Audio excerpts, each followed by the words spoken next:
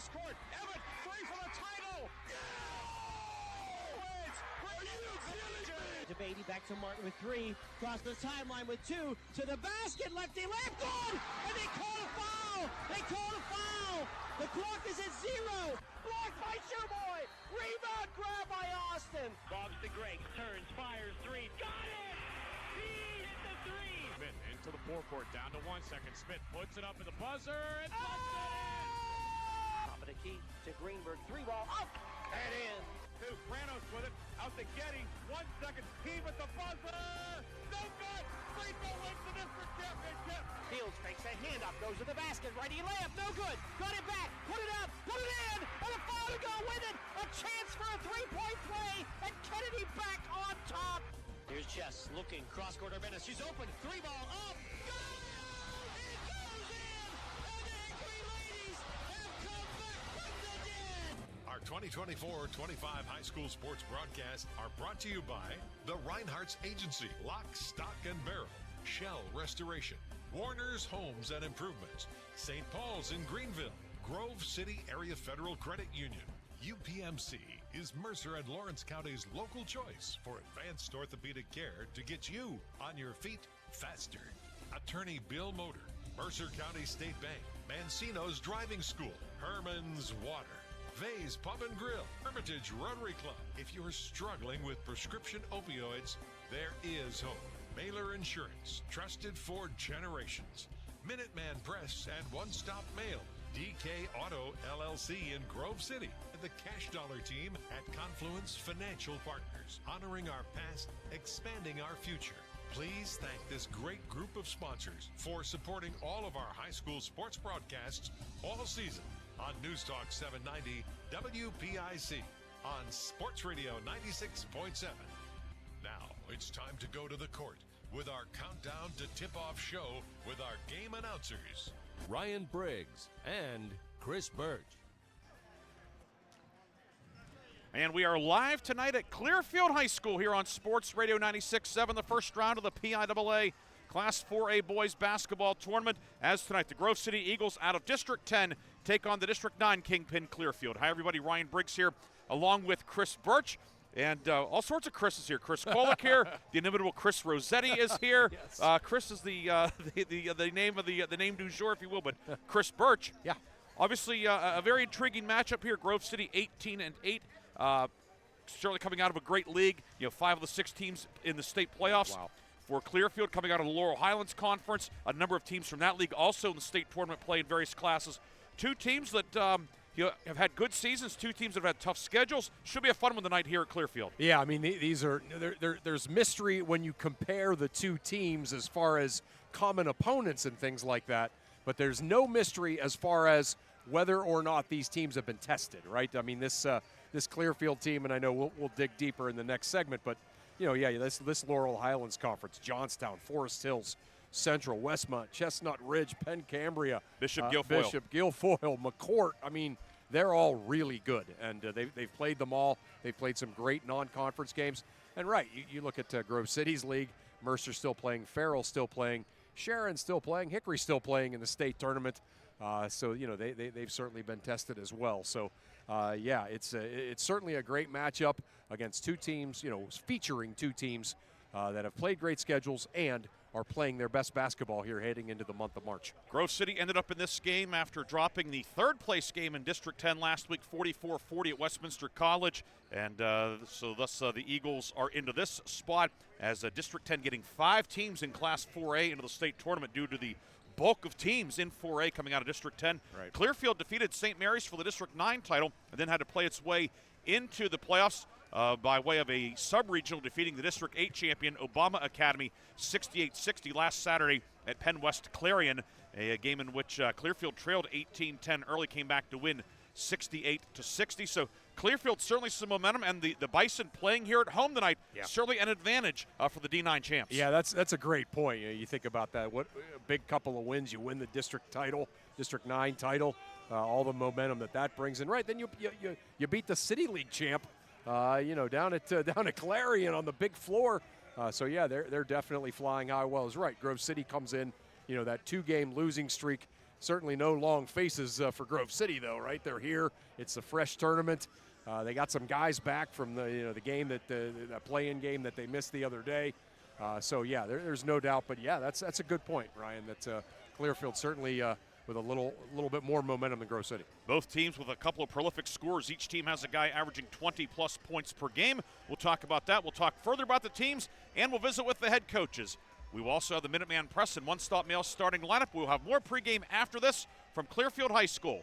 It's Grove City and Clearfield. Countdown to tip-off continues on your home for the PIAA Tournament, Sports Radio 96.7 and Sports Radio 96.7 Facebook Live.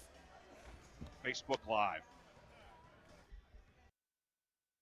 But a sanctuary. At Warner's Homes and Improvements, they believe in taking the time to get it right. That's why they are proud to introduce their bathroom installation service, where done in a day is a thing of the past. Experience the difference of a bathroom designed for you, not the clock. Visit Warner's Homes and Improvements on Route 19 in Mercer or at warnerconstruction.com. Warner's Homes and Improvements, where your bathroom is our masterpiece. Don't rush perfection. The Cash Dollar team at Confluence Financial Partners, honoring our past, expanding our future. Two firms coming together to serve clients in Grove City, Western PA, and beyond.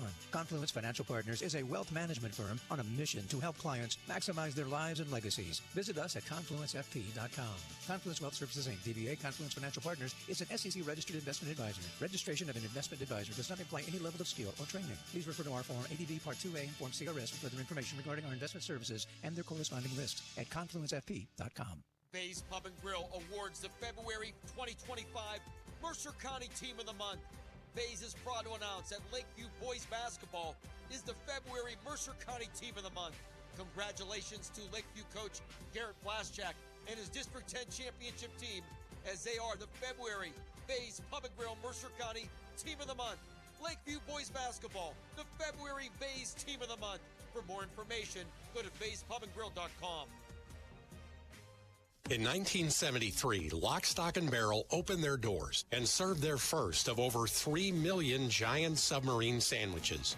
And they still serve 42 whole subs on 15-inch buns. Lock, Stock, and Barrel also has burgers, specialty sandwiches, wraps, gyros, salads, wings, and even breakfast. Lock, Stock, and Barrel is also a full-service deli. Party rings, meat and cheese trays, and cold veggie trays are all available. Open Tuesday through Saturday. Closed Sundays and Mondays. Countdown to Tip-Off is brought to you by Minuteman Press and One Stop Mail in Hermitage. Minuteman Press and One Stop Mail for all your printing, marketing, and mailing needs. We are back here at Clearfield High School along with Chris Burtch, Ryan Briggs with you tonight. Art Shannon back in the studio producing our game here on Sports Radio 96.7. The Grove City Eagles 18-8 in the state tournament for the third straight year. It's the fourth time in program history, Chris, that Grove City has accomplished that feat. Of course, in the late 70s, early 80s, 79 through 81, 1992 to 1994, and then four straight years, 2017 to 2020. So Eagles, a storied history of boys basketball at Grove City High School. And another chapter in that has been written this year by this very solid Grove City team. Yeah, and again, you think about this particular Grove City team. Graduated, 3 starters and their 6th man, right? And really just, Paul Guba and obviously Nathan Greer back from that team a year ago, and then Guba gets hurt. So, it is essentially Nathan Greer with an entirely different cast of characters from a year ago, and obviously Ben Fisher, Christian Kurz, Daniel Mayocker, Max Naus. They've all just stepped up right into those roles of the graduated players. They've had a great season, and like you said, this kind of new chapter of the Grove City boys basketball team here playing basketball in March in the state tournament. Eagles, of course, led by Nathan Greer, the all-time leading scorer at Grove City, 1,420 points, averaging 20 per game. But in the playoffs, he's averaging only 10.8. Obviously, in the playoffs, there's more scouting, good teams as well. Yeah. But you have to think that if Grove City is going to come here to Clearfield and get a win tonight, Nathan Greer is going to have to be at least in the neighborhood of his average. Yeah, I agree with that. Yeah, again, Greer has, he's carried, obviously, this team throughout the season. But I think part of the reason, why, he's not scoring quite as much is maybe a positive for Grove City, and that is Ben Fisher's been awesome, right? So, in other words, it's Ben Greer's team. He's had to carry them, but Fisher has been so good in these last several weeks that maybe it's a little bit of a passing of the torch. Fisher averaging 14 per game in the playoffs, including 21 against Cathedral Prep in the District 10 semifinals. The Eagles, of course, last Friday played without Christian Kurz, played without Max Naus due to a disciplinary measure. They are back. They are not starting, but they are expected to play. But last week when we saw Lane Ryder making his first start, Nick Ehrman, who's been a part-time starter, drawing into the starting lineup, those guys acquitted themselves well, and all of a sudden now Grove City's developed some depth, which was a problem after the Paul Guba injury. Yeah, I mean, there's no doubt about it. Obviously Gamble came in and played well. Osborne came in and played well for this team too. So, they've not only developed those two as depth, but maybe two or three further on down the depth chart have gotten some good varsity experience. Grove City 18-8, the number 4 team out of District 10. Grove City 17-24 all-time in the PAC tournament, 9-14 in the first round. Of course, the last couple of years, the Eagles have fallen, losing to Uniontown last year, losing at home to Hampton 2 years ago. Clearfield, meanwhile, 15-9 overall, coming out of the District 8-9 sub-regional. The Bison, they are in the state tournament once again. Clearfield 1-19 all-time in the state tournament. They've lost 16 in a row. The only state tournament win was back in 1989. That was a win over Penn Hills, 63-61. That was in the old Quad A at Clarion University. But, Chris, this current edition of the Clearfield Bison, they don't care about history. They're worried about making history tonight. Right. This is a really talented team that head coach Nate Glunt has. Yeah, I mean, that's the thing, right? Guys like you and I, sort of sports historians, we love all that stuff, and it matters. It kind of shows you, sort of the culture of the, of these programs. But, yeah, I mean, this team is, they started the year out. And, I might be a little bit wrong with this statistic. They started the year out 1-5, but the 6 teams that they played were all in, like, Max Prep's top 100 in the state of PA. This is what Coach Glunt told me. So whatever that means, it means that they played great competition, started out 1-5, and since then they've just been rolling. And, we've mentioned several times, they won the district. They won that play-in game against Obama. So, yeah, they come into this game with a lot of confidence, and they have a great player in Brayson Patrick. Patrick averaging 20.3 points per game, already 1,100 career points for him, 1,103.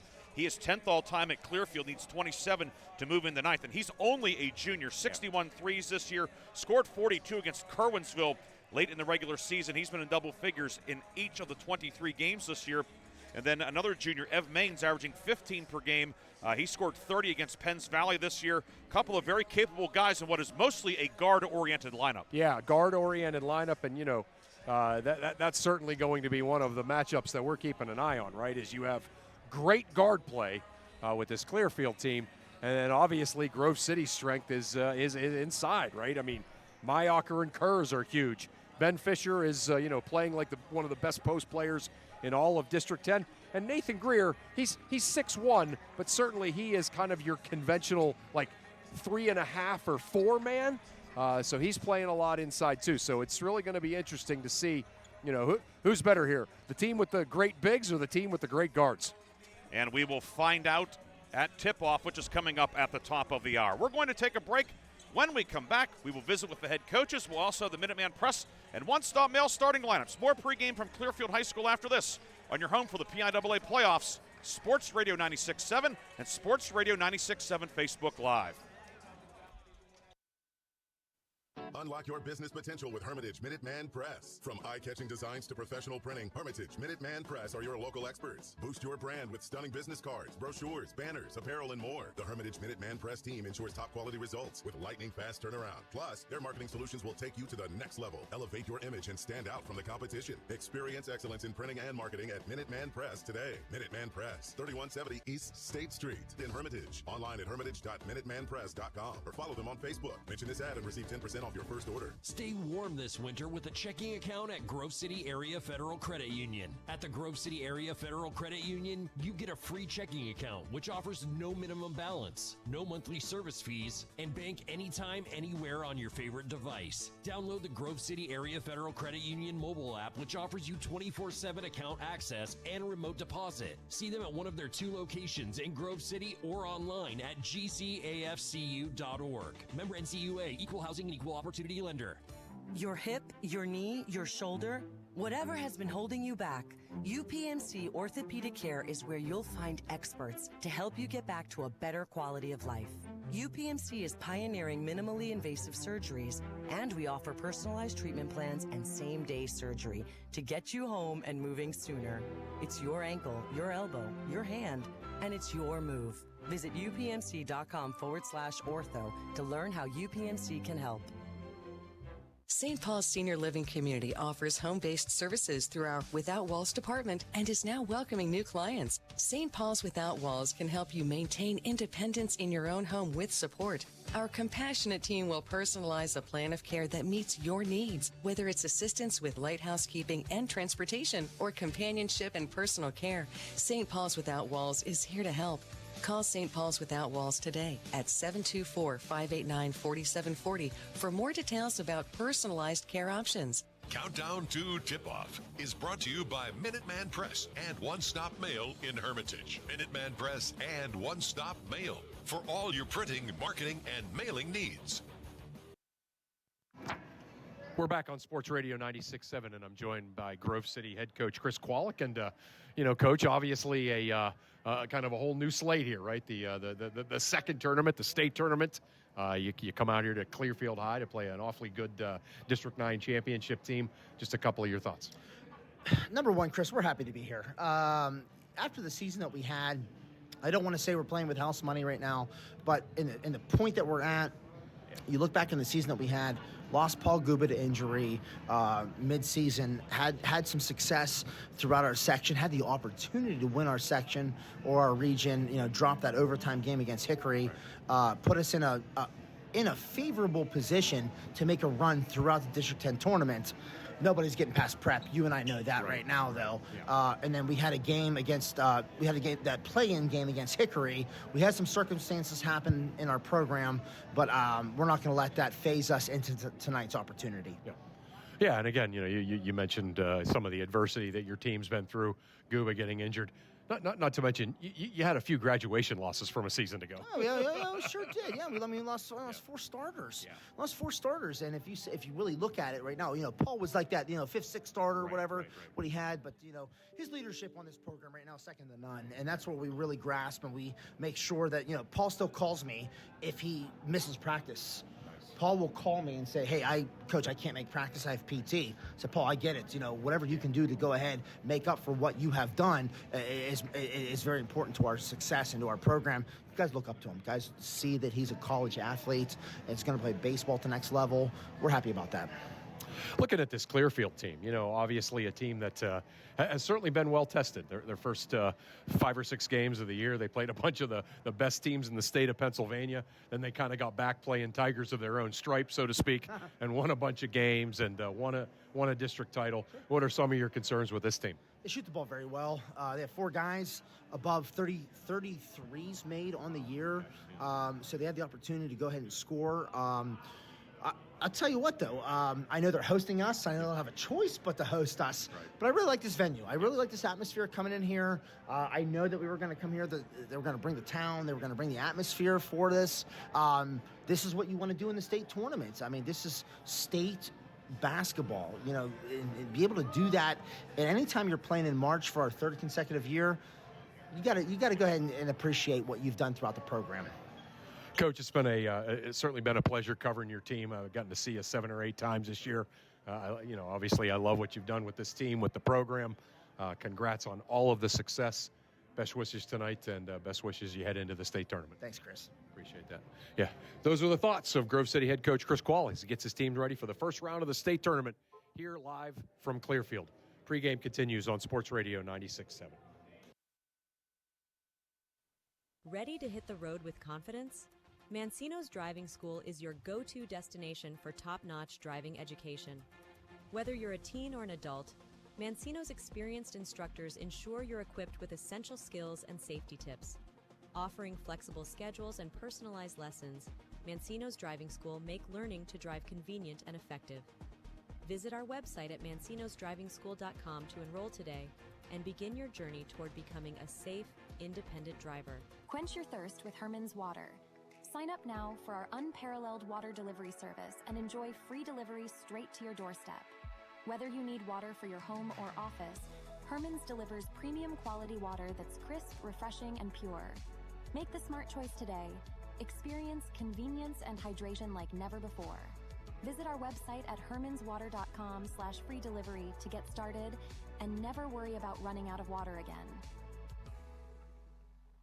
Countdown to Tip-Off is brought to you by Minuteman Press and One Stop Mail in Hermitage. Minuteman Press and One Stop Mail for all your printing, marketing, and mailing needs.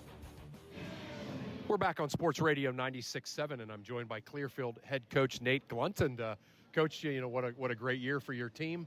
You guys got off to a rough start playing all those great teams. Rebounded, won a district championship, find yourself in the state tournament. What's been some of the things that's worked for your team? We have gotten better defensively as the season's gone on. Well, my son's playing, he's a freshman. We have 3 juniors who played last year, sophomores, still juniors. We have another sophomore who's playing a lot. So we have gotten older as the season's gone on. We're more experienced, and we're able to have some success midpoint of the season, and you know what confidence is like. You know, we're able to gain confidence, and then that just kind of helped us grow, and so we're playing our best right now. Brayson Patrick, heck of a scoring machine for you. Yeah, he's had an excellent season. He works extremely hard. He's gonna be a college basketball player.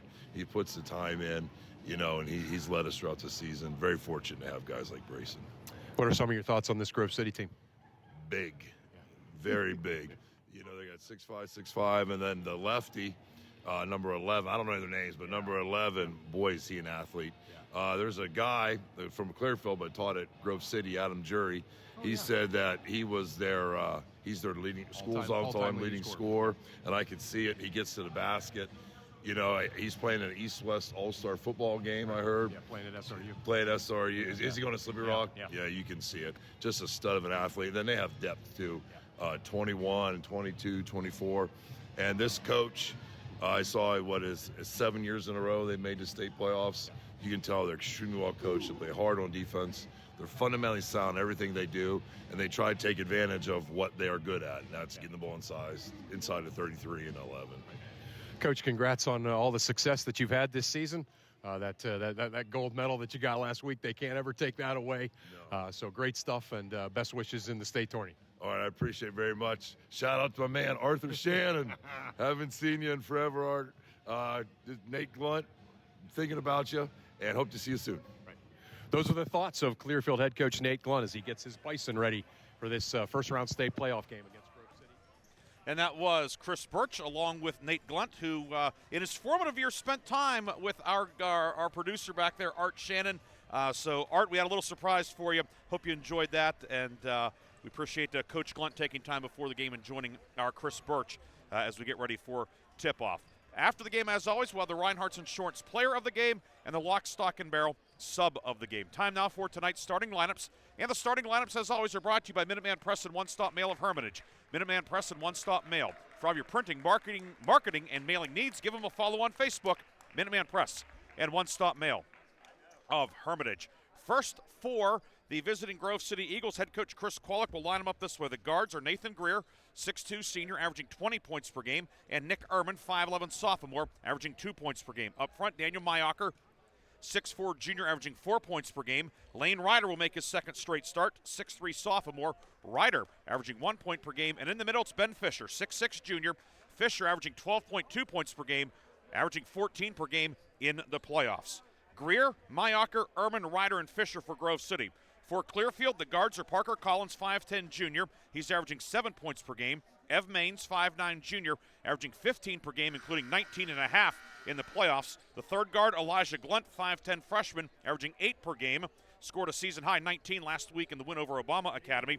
Up front, Brayson Patrick, 6'2 junior, averaging 20.3 points per game. He has 103 points in his career. And the fifth starter, Carter Kaskin, the only senior in the starting lineup, 6'3 senior, averaging 2 points per game. Collins, Ev Maines, Glunt, Patrick, and Carter Kaskin for Clearfield, 15-9 overall.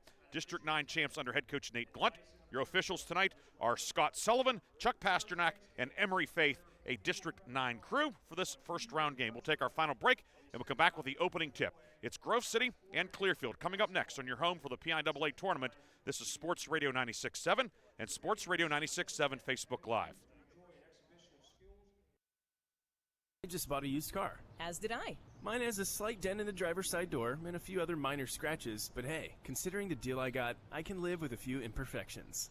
Well, I got the great price without the imperfections. Whoa, there's no way that's used. DK Auto LLC is a veteran-owned and operated used car dealership in Grove City. And with DK Auto's attention to detail, were it not for the title, you'd swear you're driving new. See the amazing selections at DKAutoLLCPA.com. St. Paul's Without Walls Home-Based Services is seeking compassionate individuals who love to help others and who will nurture meaningful relationships with the clients we care for. Parents with school-age children, college students, retirees, or anyone seeking a role that fits around their life will find this opportunity especially rewarding. Visit stpaul's1867.org/join our team to apply for a companion or care partner position with St. Paul's Without Walls Home-Based Services. St. Paul's is an equal opportunity employer. Mailer Insurance is proud to honor the Mercer County Male and Female Athletes of the Month. Mailers honors Lakeview basketball standout Lucas Fagley as the February Male Athlete of the Month. Mailers Insurance also honors Sharon swimming standout from Hickory, Allison Hegwood as the February Female Athlete of the Month. Congratulations to Lakeview's Lucas Fagley and Sharon Swimmer from Hickory, Allison Hegwood as they are the February Mailer Insurance Athletes of the Month. Mailer Insurance, a Reinhardt's Agency Inc. affiliate. In 1973, Lock, Stock, and Barrel opened their doors and served their first of over 3 million giant submarine sandwiches. And they still serve 42 whole subs on 15-inch buns. Lock, Stock, and Barrel also has burgers, specialty sandwiches, wraps, gyros, salads, wings, and even breakfast. Lock, Stock, and Barrel is also a full-service deli. Party rings, meat and cheese trays, and cold veggie trays are all available. Open Tuesday through Saturday. Closed Sundays and Mondays. Ready to hit the road with confidence? Mancino's Driving School is your go-to destination for top-notch driving education. Whether you're a teen or an adult, Mancino's experienced instructors ensure you're equipped with essential skills and safety tips. Offering flexible schedules and personalized lessons, Mancino's Driving School make learning to drive convenient and effective. Visit our website at mancinosdrivingschool.com to enroll today and begin your journey toward becoming a safe, independent driver.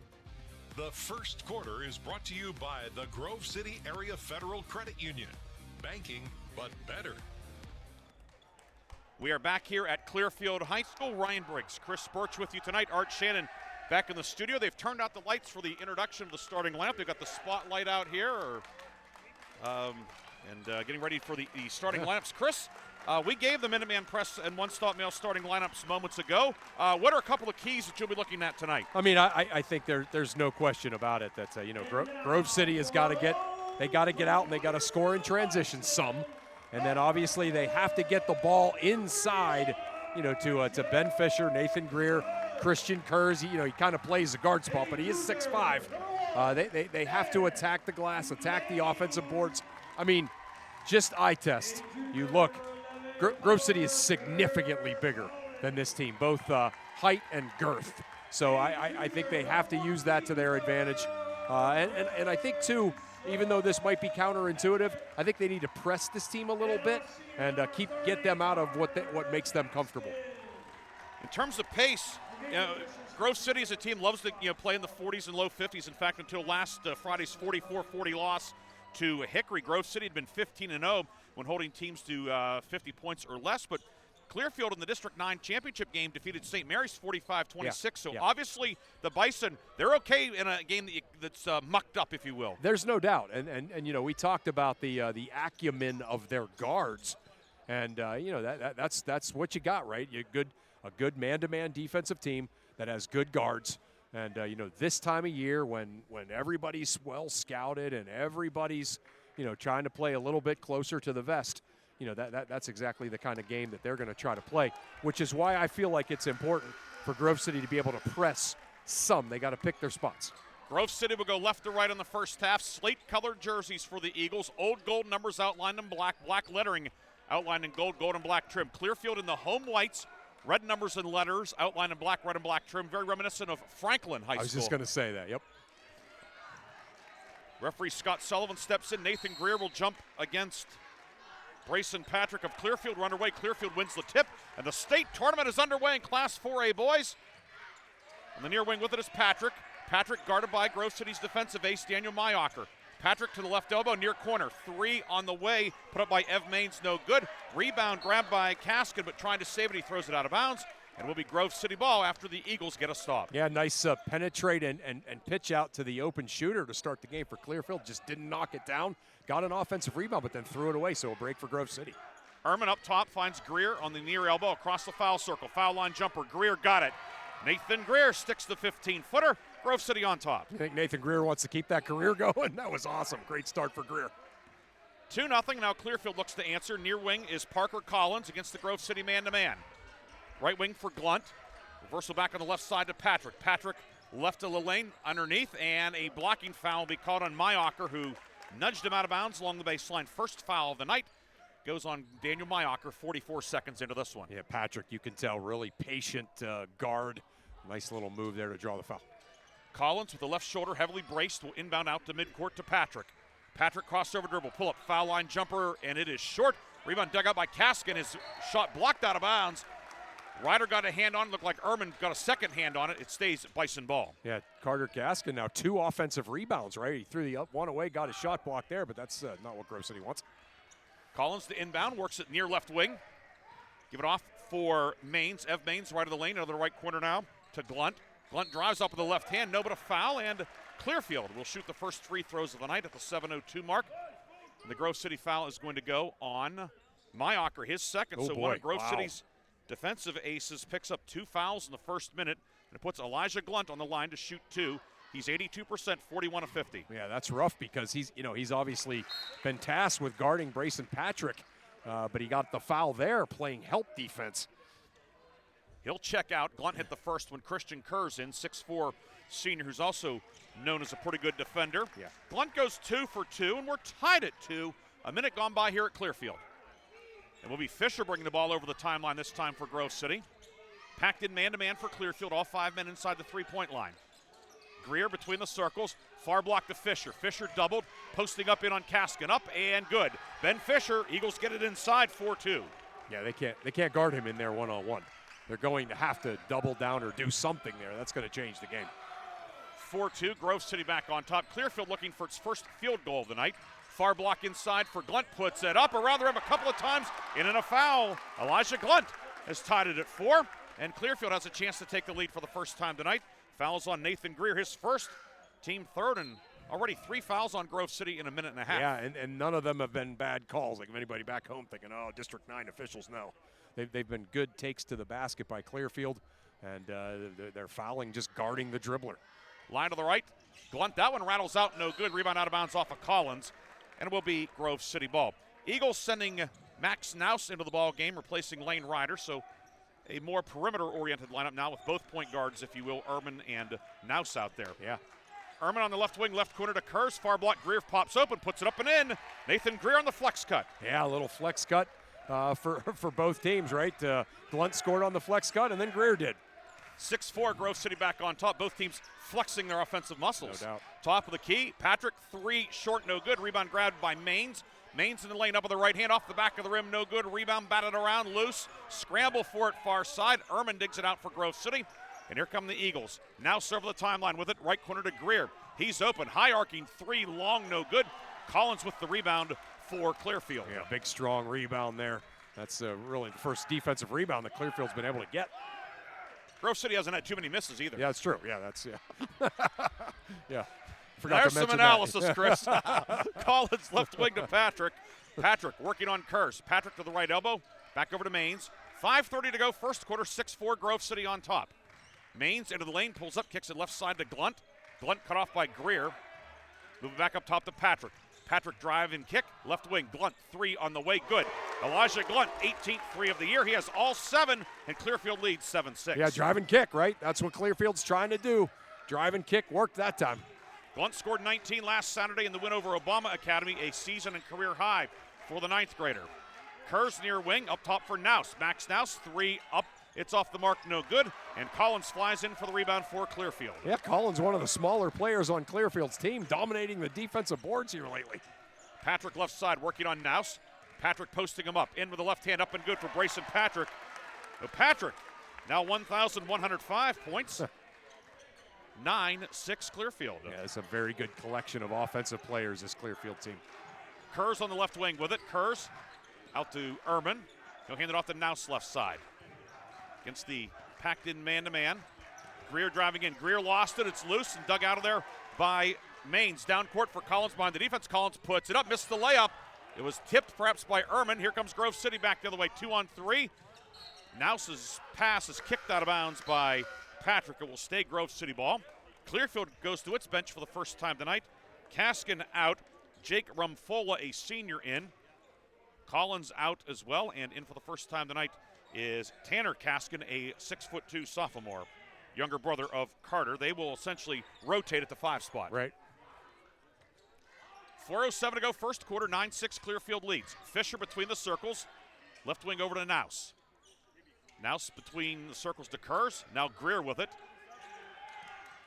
Back up top for Naus. Naus hesitates. Looking inside, nothing there. Back to Ehrman near right wing. Ehrman lobbed down low for Fisher. Over his head and picked off on the backside by Ev Maines. Yeah, good D that time by Kaskin on Fisher. Maines crossover dribble, lost it, hit his leg and goes out of bounds. And it will be Grove City ball after the first quarter media timeout. Good start here at Clearfield. Yeah. The homestanding Bison, the District 9 champs, lead Grove City 9-6. We'll be back with more first quarter action after this on Sports Radio 96.7 and Sports Radio 96.7 Facebook Live. I run a local business. With payroll, expenses, taxes, and equipment, taking care of business is a lot of work. But at my bank, I get mobile banking, online bill pay, and the financial advice I need to make the best decisions for my business. My bank is a financial partner I can count on. Mercer County State Bank. Member FDIC. Your community bank. Online at mcsbank.bank.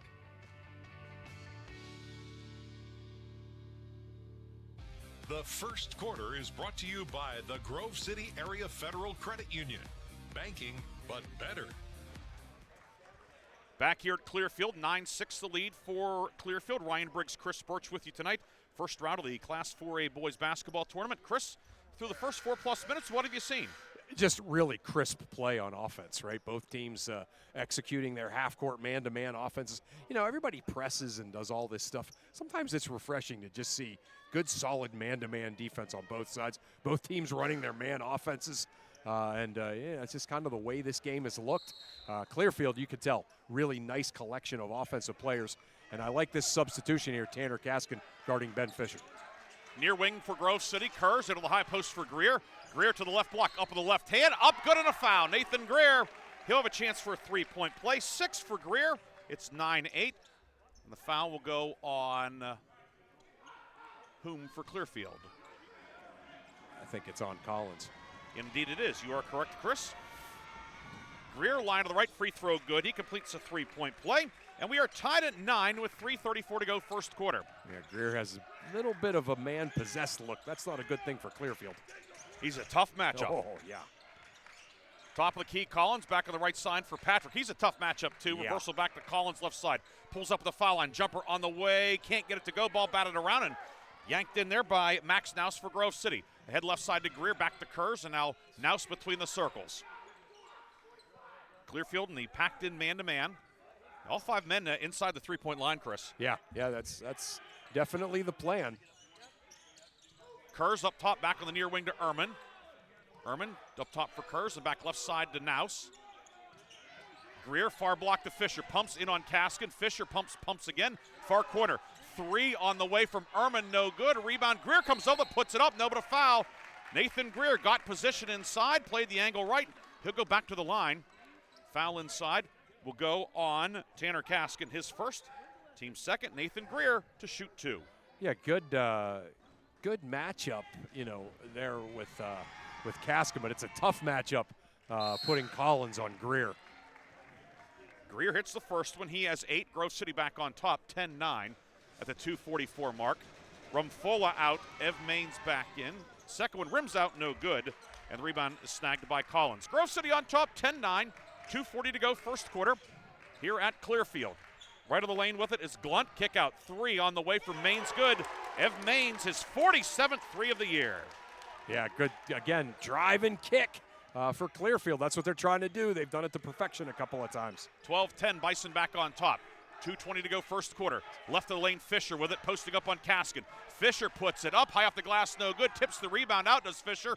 Grabbed by Naus, runner in the lane, short. Rebound Fisher. Fisher pumps, steps through, pumps, gets clobbered down low, and Ben Fisher will shoot 2.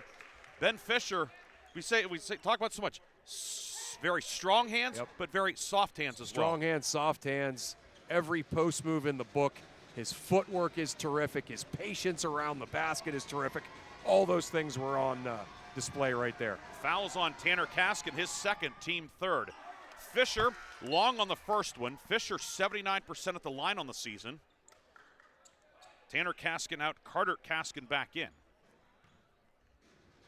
With 2:09 to go first quarter. Fisher, line to the right, puts it up, and that one is good. Fisher with 3, and Grove City cuts the lead to 1, 12-11. Now full court man-to-man from Grove City. Glunt being guarded by Greer. Here comes a trap from Ehrman. Glunt over the timeline, left wing to Kaskin. Carter Kaskin, and back out to Glunt between the circles. Glunt will hand it to Patrick. Top of the key for Ev Maines.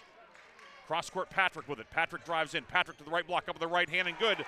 Patrick puts it on the deck. He has 4. 14-11 Clearfield. Yeah, Patrick covered about 30 feet with one dribble there. Got right to the rim. Big-time move. Nice first step. Yeah, great first step. Left wing Ehrman with it. Top of the key to Naus. On the near right wing to Fisher. And now Kurz on the right side. Lob down low to Greer, posting up. Greer reverse left. It is blocked by Collins. Or excuse me, that was blocked by Glunt. And the rebound grabbed by Clearfield. Back the other way comes Collins. Collins into the lane for the trailer. Glunt.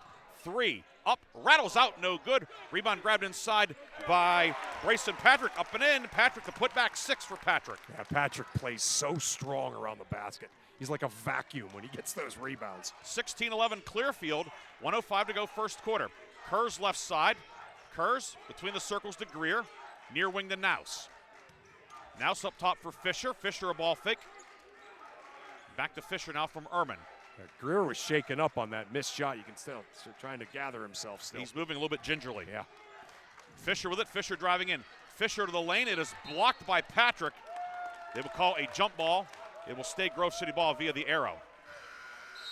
Yeah, and Patrick, too, defensively. Sometimes when you see a guy scoring 20 a game, maybe defense is a shortcoming. Not with Patrick. No, his coach mentioned how hard he worked. Nothing about his statistics, right? And you can see that's definitely the case.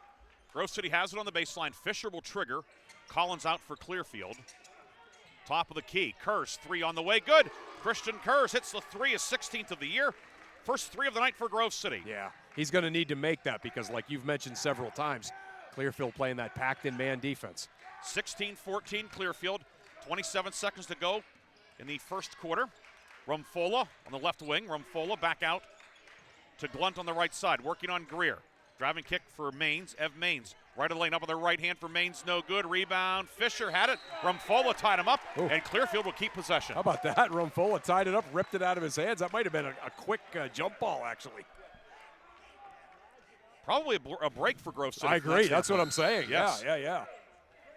Ehrman out. Lane Ryder back in with 13.5 seconds to go first quarter.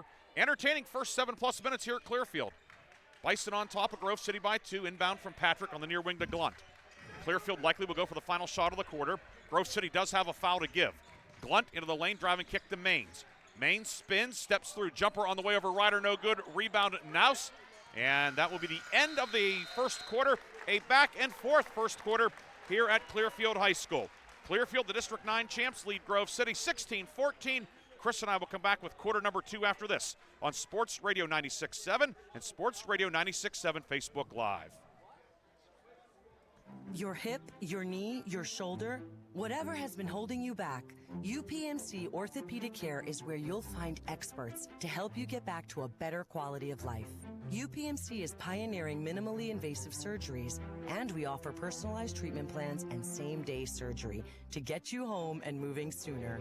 It's your ankle, your elbow, your hand, and it's your move. Visit upmc.com/ortho to learn how UPMC can help. The second quarter is brought to you by the Cash Dollar team at Confluence Financial Partners. Two firms united to serve you. Visit us at confluencefp.com. 16-14 the lead for Clearfield as we get ready to start the second quarter. Ryan Briggs and Chris Burtch with you. Chris, any updates for us? Yeah, a bunch of them, Briggsy. Sharon up 15-10 on the game on 790. That's in the Class 4A boys tournament. Against Avonworth? Against Avonworth, yeah. 1A boys, Erie First was up 53-49 on Aquinas. Lakeview off to a great start against Southside in the 2A girls tourney. They're up 12-2. And Kennedy up 16-9 on Fort Cherry after one quarter. Grove City ball to start the second quarter here at Clearfield. Eagles move left to right on the first half. Kerr's left corner. Far block for Greer. Batted away from the backside by Collins and grabbed by Brayson Patrick for Clearfield. Bison force a turnover to start the second quarter. Patrick at the foul line. Swings it off to Maines. Ev Maines into the lane. Near corner to Collins. Baseline drive around Nouse. Gets cut off by Fisher. Kick out left side. Maines knuckleball three. Good. Maines second three of the night. 19-14. Clearfield up 5. Boy, the 5-out dribble drive offense is a thing of beauty when you got 5 guys that can play. Not if you're a Grove City fan, though, no, right now. Right, yeah. But it's been yeah. You can tell, obviously, both teams had great weeks of practice, and now Fisher's going to be called for a foul down low, a push-off inside. He asked the official what I do, but if it's football, it's offensive interference there. Right, yeah, you could see, good defense there by Carter Kaskin, and he was just kind of moved off of his spot. Fisher picks up the foul, his first, team first.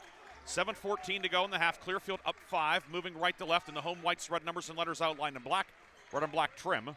Grove City, the slate-colored jerseys, gold numbers, black letters, old gold and black trim. Patrick threw it into the corner, but his teammate Maines didn't go to the corner. He cut to the hoop. It goes out of bounds, and Grove City gets it back. Mayocker back in.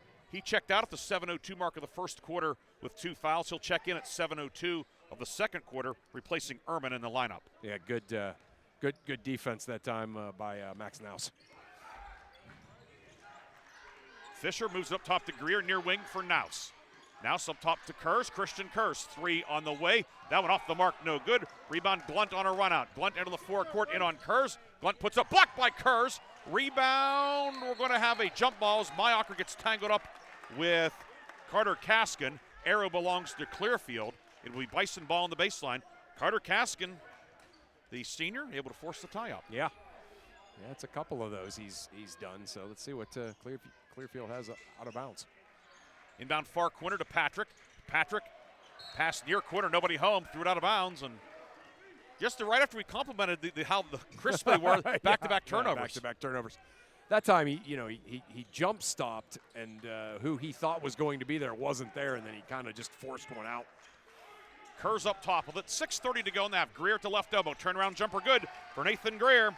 Greer with 10, and Grove City cuts the lead back to 3, 19-16. He's unstoppable, coming into the middle with his left. That's his move. Parker Collins near side. Zip it up top to Ev Maines. And now right wing to Glunt.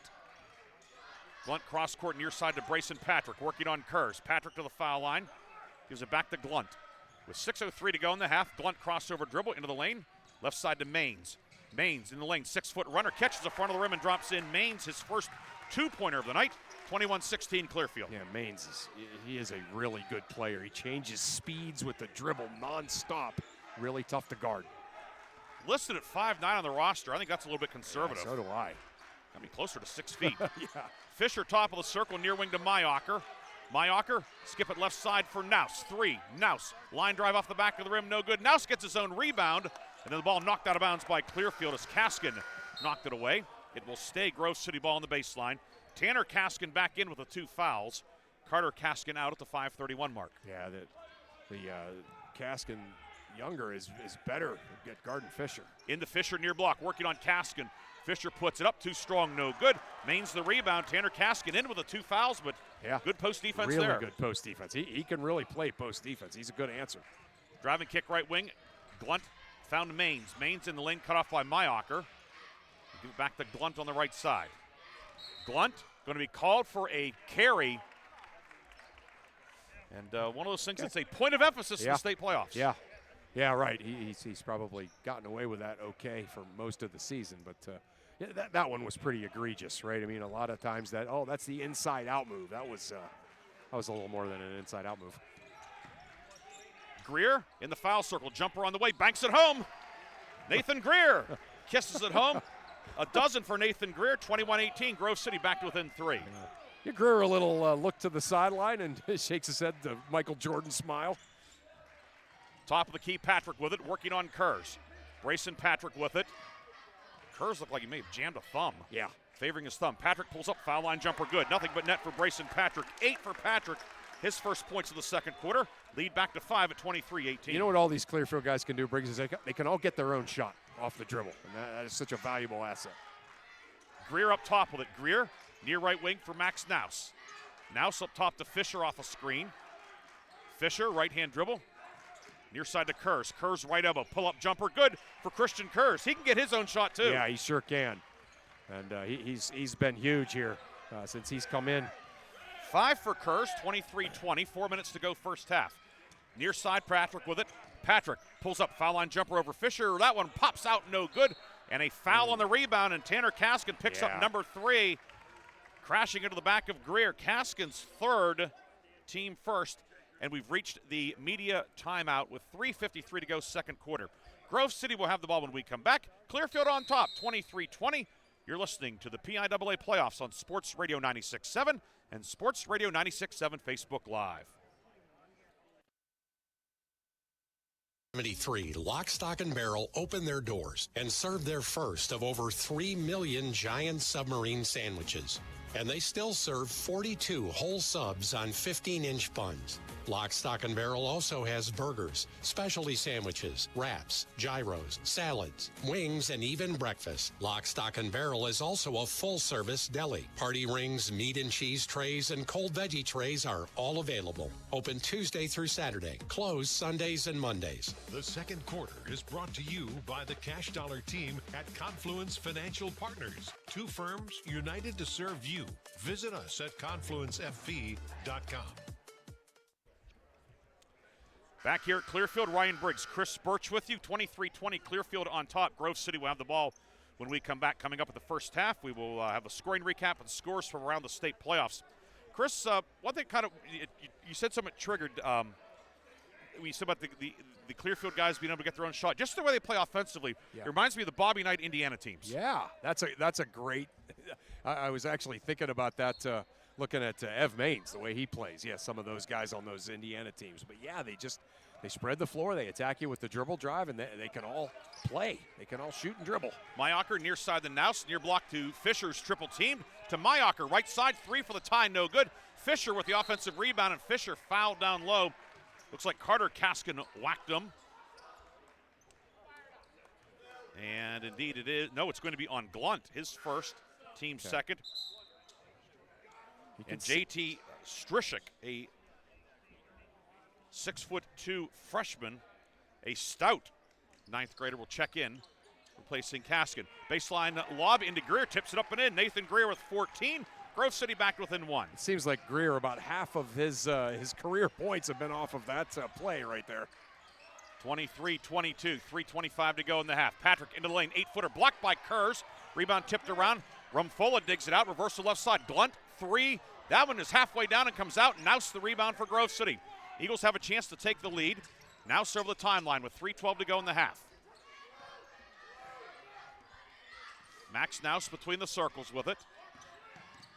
Naus into the foul circle, shovels it off to Kurz. Kurz is going to be called for the travel. And the feet kept going as he tried to stop. It goes back to Clearfield with 3 minutes to go in the half. Yeah, he thought he was going to be able to make the pass there. No one was open, so he took that extra step. Glunt works it right side to Patrick, and he's fouled by Kurz. Christian Kurz picks up his first, team second, with 2:52 to go first half. A little bit of a frustration foul there by Kurz. He was mad about the travel and mad about something that the Brookfield guy said on the bench and was yapping back at him, and then commits the foul 5 seconds later. It'll be Maines to inbound on the far side. Inbound to Glunt now.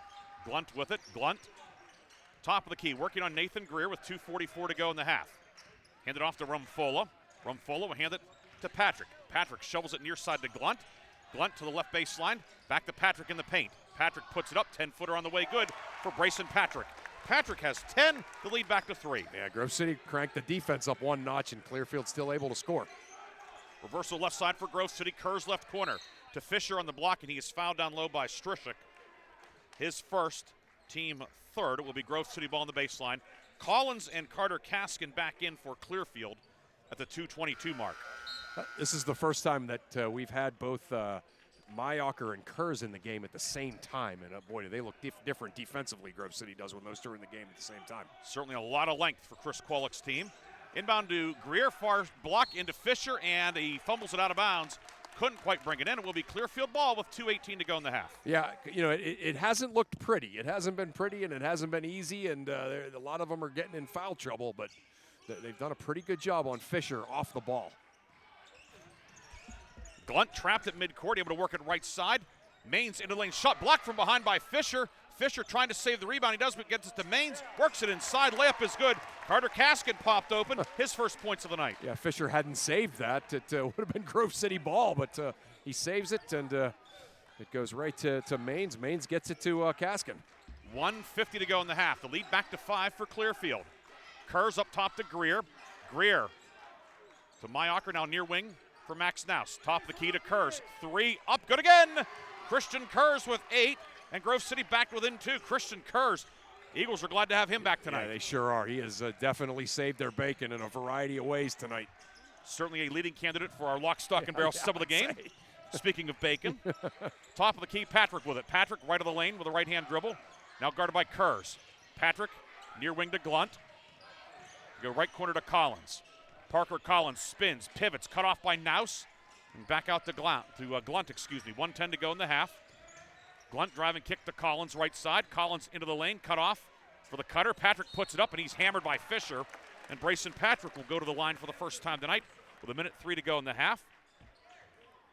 Foul is on Fisher, his second. Yeah. Team third, so a little bit of a developing situation there. Yeah, one of the things that you can't help but admire about this Clearfield team offensively is they, they play hard. They're attacking all the time on offense, but they're not in a hurry. They don't take bad shots. So they play hard, but they're fully aware that they could have a minute possession, and it's fine. Patrick misses the first one long. He's 72% at the line on the season. Second one is up, and it is good. Bryson Patrick with 11. The lead is 3, 28-25. 1 minute to go, first half, here at Clearfield High School. Glad you could join us on this Friday night, first Friday in March. Mayocker to Fisher on the left wing. Each team has a foul to give. Arrow belongs to Grove City. Kurz up top with it. Kurz to Greer on the near right wing. Greer guarded by Collins.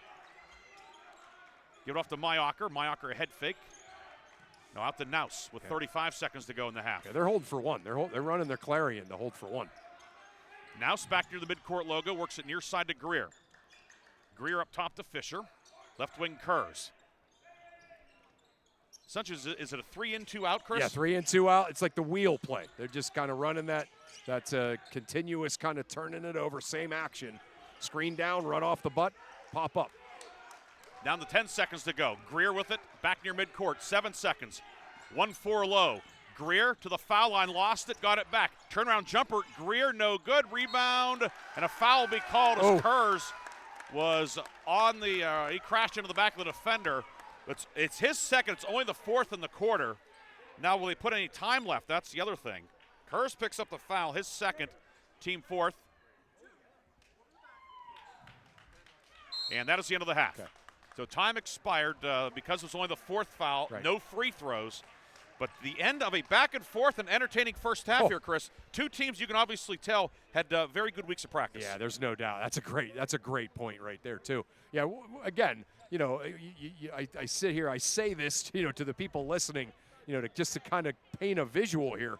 Just a very enjoyable half of basketball to watch.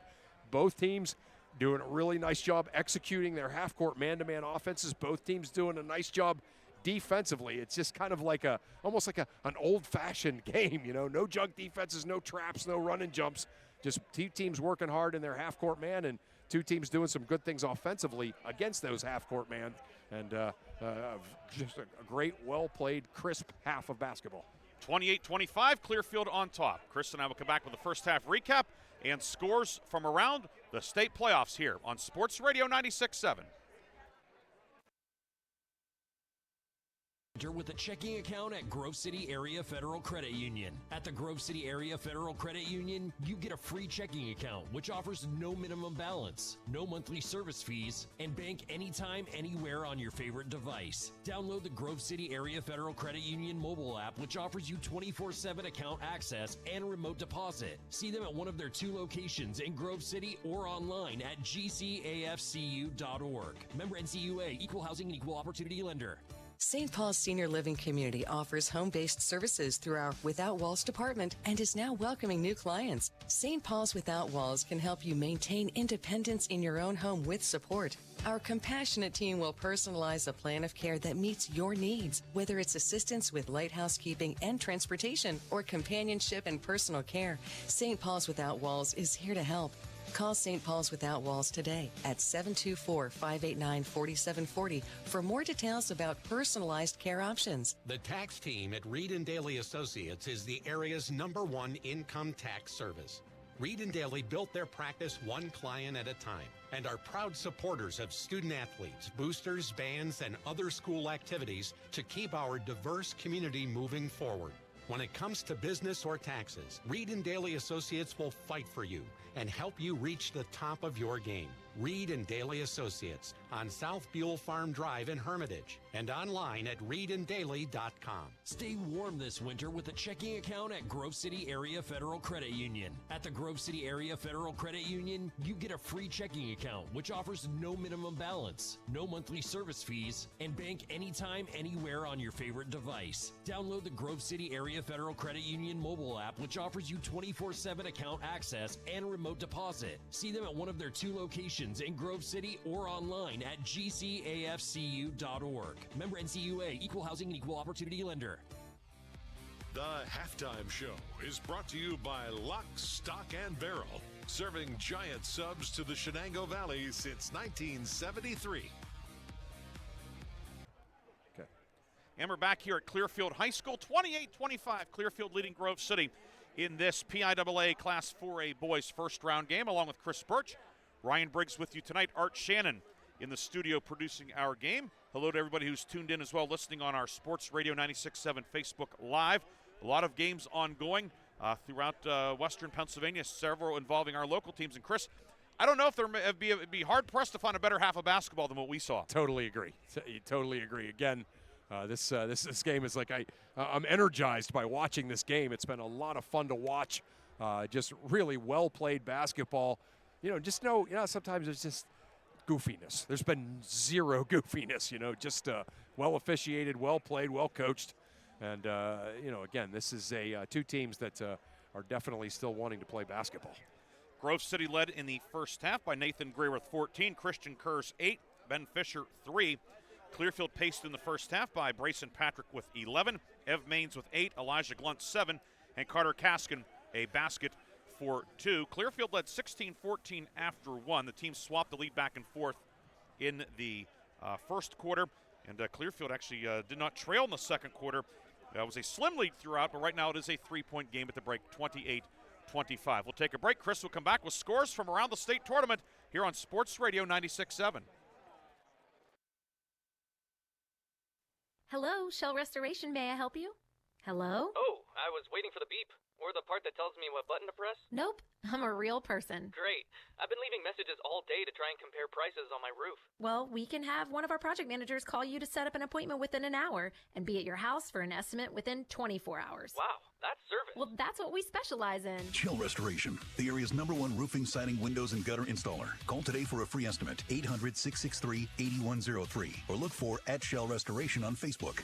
Craving a taste of the extraordinary? Discover and Grill, where flavor meets fun in Hermitage. From our signature steaks to our mouth-watering burgers, every dish is crafted with care.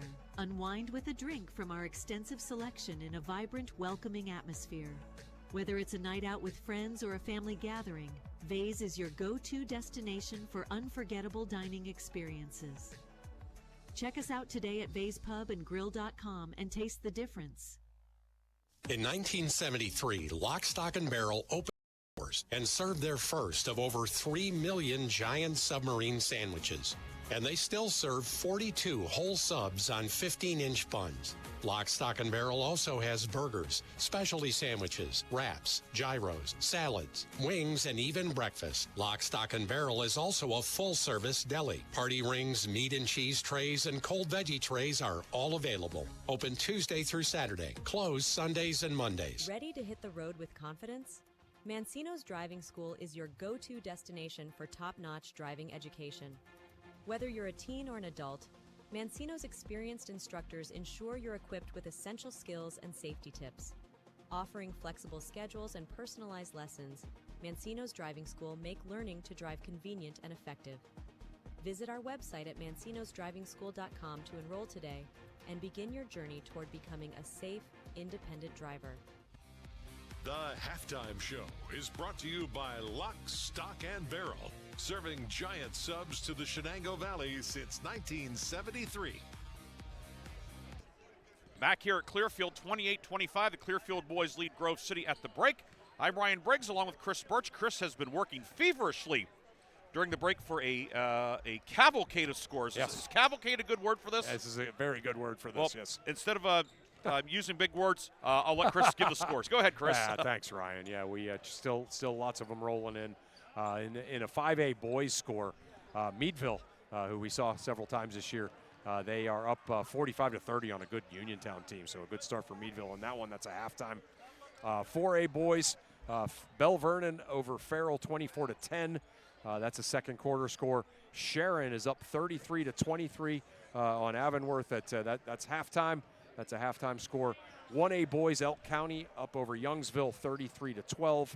And Erie First up 76-73 on Aquinas late. You might have had an update on that. Aquinas up 79-78 Oh, late. wow. Okay, so Aquinas, a 6-2 run there. So Aquinas trying to knock Erie First out of the tournament. Okay, and then, jumping over to girls. 3A girls, the Karn City is up 23-11 on Elwood City at halftime. So a good start for the Gremlins. Olsh up 22-10 on Seneca. And Northwestern up 20-12 on Avonworth, trying to keep their undefeated season going, is Northwestern. 2A girls involving some locals. Lakeview up 22-5 on Southside. They do have some foul trouble there, so that hopefully that score won't change for the worse. McCourt is up 28-15 on Eisenhower. Penns Manor up 12-11 on Wilmington. That was the end of the first quarter. And Kennedy sounds like a better game than the one we covered last year. How could it not be? Let's be frank. Yeah, but Kennedy up 36-21 on Fort Cherry, so Fort Cherry much more competitive this year than they were last year. Update in 4A boys, thanks to Art Shannon. Bell Vernon leading Farrell 37-23 at the half. Ooh, all right. Winner of this one takes on Cathedral Prep or Knock. That was a 7:30 tip up in Erie. Actually, they've not gotten underway because Aquinas and Erie First are still going. So that'll be one of the that'll be one of the West Coast games tonight. We will take a 30-second break. 30-second break, come back with the third quarter. It will be Grove City ball to start the second half. Eagles are down 3 on your home for the PIAA playoffs. Sports Radio 96.7. Community is more than just houses, buildings, and streets. It's the people who live and work and contribute to making life for themselves and the people around them better. Attorney Bill Motor believes in the young people who are this community's future. Attorney Bill Motor would like to say good luck, good health, and best wishes to all the players, coaches, band members, and cheerleaders in today's game and throughout the season. Attorney Bill Motor, 2500 Highland Road, Hermitage. The third quarter is brought to you by Warner's Homes and Improvements, making dreams come true since 1958. Coming out of the third quarter break, Grove City runs the backdoor lob to the right side. The lob from Kurz to Greer on the near left block. Layup is good. 28-27, yeah. Grove City back within one. That's a staple of their offense, right? Coming out of timeouts or to start quarters. 16 for Greer. And now Clearfield, its first possession of the second half. Bison moving left to right in the home whites, red numbers and letters, red and black trim. Glunt over the right hand, off the glass and good. Elijah Glunt with 9, and Clearfield answers. Boy, is he good, right? Just a freshman. Great move there on Greer, just one-on-one, beat Greer. Grove City moving right to left in the slate-colored jerseys, old gold numbers, black letters, old gold and black trim for the Eagles on the road tonight. Now starts the second half for Grove City, as does Kurz in place of Ehrman and Ryder. Fisher left of the lane, he is fouled as Carter Kaskin crashed into him. That's Kaskin's first, team first. Yeah, that's the good news there. And you can see the Coach Glunt for Clearfield clapping there. Keep battling like that. Baseline inbound to Greer to Fisher left corner. And a foul down low. It's going to be a hold as Greer was posting up inside. And it goes on Parker Collins. Collins with his second, team second. And Grove City will try it again on the baseline at the 7:07 mark of the third quarter. Nouse to Fisher near corner. Kurz back to Nouse off a screen. Corner three. Nouse up around the rim and popped out no good. Wow. Don't know how it didn't stay down, but it didn't. Yeah, I need a physics teacher to explain that to me. Wow. My old physics teacher, Terry Struebel's the superintendent here. In an unrelated and mildly interesting anecdote. Collins with it for Clearfield. Left corner for Carter Kaskin. Get it back out to Glunt. Glunt around Greer. Driving kick left corner for Collins. Corner three, no. It actually was good. Wow. It looked like it was going to pop out and it fell in. Yeah. Collins' first points of the night. His 34th three of the year. So instead of being tied at 30, it's 33-27. Yeah, that was an unbelievable 5-point swing there. 6. Yeah, right.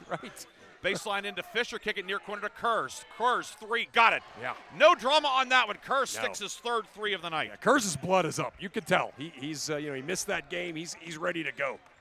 33-30, 6:10 to go, third quarter. Ev Maines with it, shovels it off to Glunt. Now out to Brayson Patrick, guarded by Kurz. Hand off to Collins, he goes across the foul circle left to right. Back to Patrick on the near right side. Patrick into the lane, Patrick, bounce pass back out to Glunt. Glunt driving kick near side to Collins. Collins, bounce pass down low for Kaskin. He'll tip it off to Patrick in the corner. Patrick along the baseline. And he stepped out of bounds. Kurz funneled him out, and it will be Grove City basketball. Yeah, he funneled him out of bounds. That's the right way to put it. That's how you're supposed to play it down there on the baseline, right? And so good job by Kurz. Kurz is playing really well. Eagles into the forecourt, now over the timeline. They get it to Kurz, who has the right forearm taped up. Up top, Greer three on the way. Good, Nathan Greer. Nathan Greer with his third three of the year. We're tied at 33 in the third. I mean, you know he could shoot it. I mean, it's not that much different than the shots that he's made a million of, but just doesn't shoot very many, but that time knocked it down. Greer now with 19. We're tied at 33, 5:14 to go third quarter. Right of the lane, Maines to Collins. Collins spins on the block, pivots, swings it back on the left side. Three, Glunt, no good. Rebound tipped around and pulled in by Ben Fisher. Grove City looks to take the lead for the first time since the first quarter. Nouse right of the lane up top to Mayacher. He's open three. Got it! Wow. Daniel Mayacher hits the three, and Grove City has thundered ahead 36-33. Back-to-back threes for the Eagles. Timeout, Clearfield. A 30-second timeout with 4:53 to go in the third. The Grove City Eagles have come charging back to take a three-point lead. Yeah, just great basketball by the Eagles. A couple of big defensive stands, and they've come back and found the open man on the three and knocked down the shots. The Grove City with the lead. A 9-0 run, largest run of the night for either team. Yeah, and again, just a just some really good offense, right? Kind of the dribble drive offense, kicking it back, and Kurz, Mayacher, and Greer all knocking them down. We did get the North Catholic Hickory score, Briggsy. It is 30-28 North Catholic at halftime. So good one down there, good one here. So a lot of good ones involving our locals tonight. Yeah, no doubt. That was a game. Just really didn't have much of a feel for that Right. one. I know you were bullish on Hickory's chances tonight. I had a feeling. I just had a feeling that they matched up well with them. So far, so good. Parker drives the baseline, moves up top to Glunt, left wing for Parker Collins. Rumfola back in, drives and threw it out of bounds. Yeah. Nobody home. Patrick cut to the near wing, and out of the timeout, Clearfield commits the turnover. That was the first timeout taken by either team tonight, by the way. Yeah, that out of your dribble drive, you can't throw the jump passes. That was a jump pass turnover. Jump pass generally is a risky play. Right. Greer backdoor lob for Kurz, misses the tip, and there'll be a foul on the rebound as Fisher crashed into the back of Tanner Kaskin. And Fisher picks up his third. Team first. Yeah, Fisher went hard charging in there, and there wasn't a whole lot of contact, but when you impact a play like that, they generally call it. Absolutely. He'll check out. I don't know if Ben Fisher would like your explanation, but it's an accurate one. Yeah. Chris Kolek says, hey, come on and sit down and settle down. Yeah, no protestations from the bench by Grove City. So Lane Ryder back in. Top of the key with it is Patrick. Driving kick right side to Maines. Maines into the lane up on the right hand, and good for Ev Maines. Maines in double figures with 10, his first points of the second half. The lead cut to 1, 36-35. Halfway through the third quarter here in the first round of the state tournament. Boy, did Clearfield need that. Mayacher to Ryder up top. Ryder, who made his second straight start. Wow. Left-hand dribble, timeout, Grove City. It'll be a full timeout with 3:47 to go. We'll take a break. Grove City on top, 36-35. We'll be back with more action from Clearfield High School after this on Sports Radio 96.7. How well do you know your insurance company? Well, I know I pay each month, and I'm covered. Okay, are you sure you have the best rates? Do you have the right coverage for your needs? Are you paying for things you don't need? Well, I haven't actually talked to my agent. I just assumed... Talk to a real person. Talk to someone local and see the difference. Mailer Insurance is local. Mailer Insurance lives where you do, and we'll give you the coverage you need and nothing you don't at a fair price. And they are always here to talk. Mailer Insurance in Sharpsville or at mailerinsurance.com, a Reinhardt's Agency Incorporated affiliate. The third quarter is brought to you by Warner's Homes and Improvements, making dreams come true since 1958.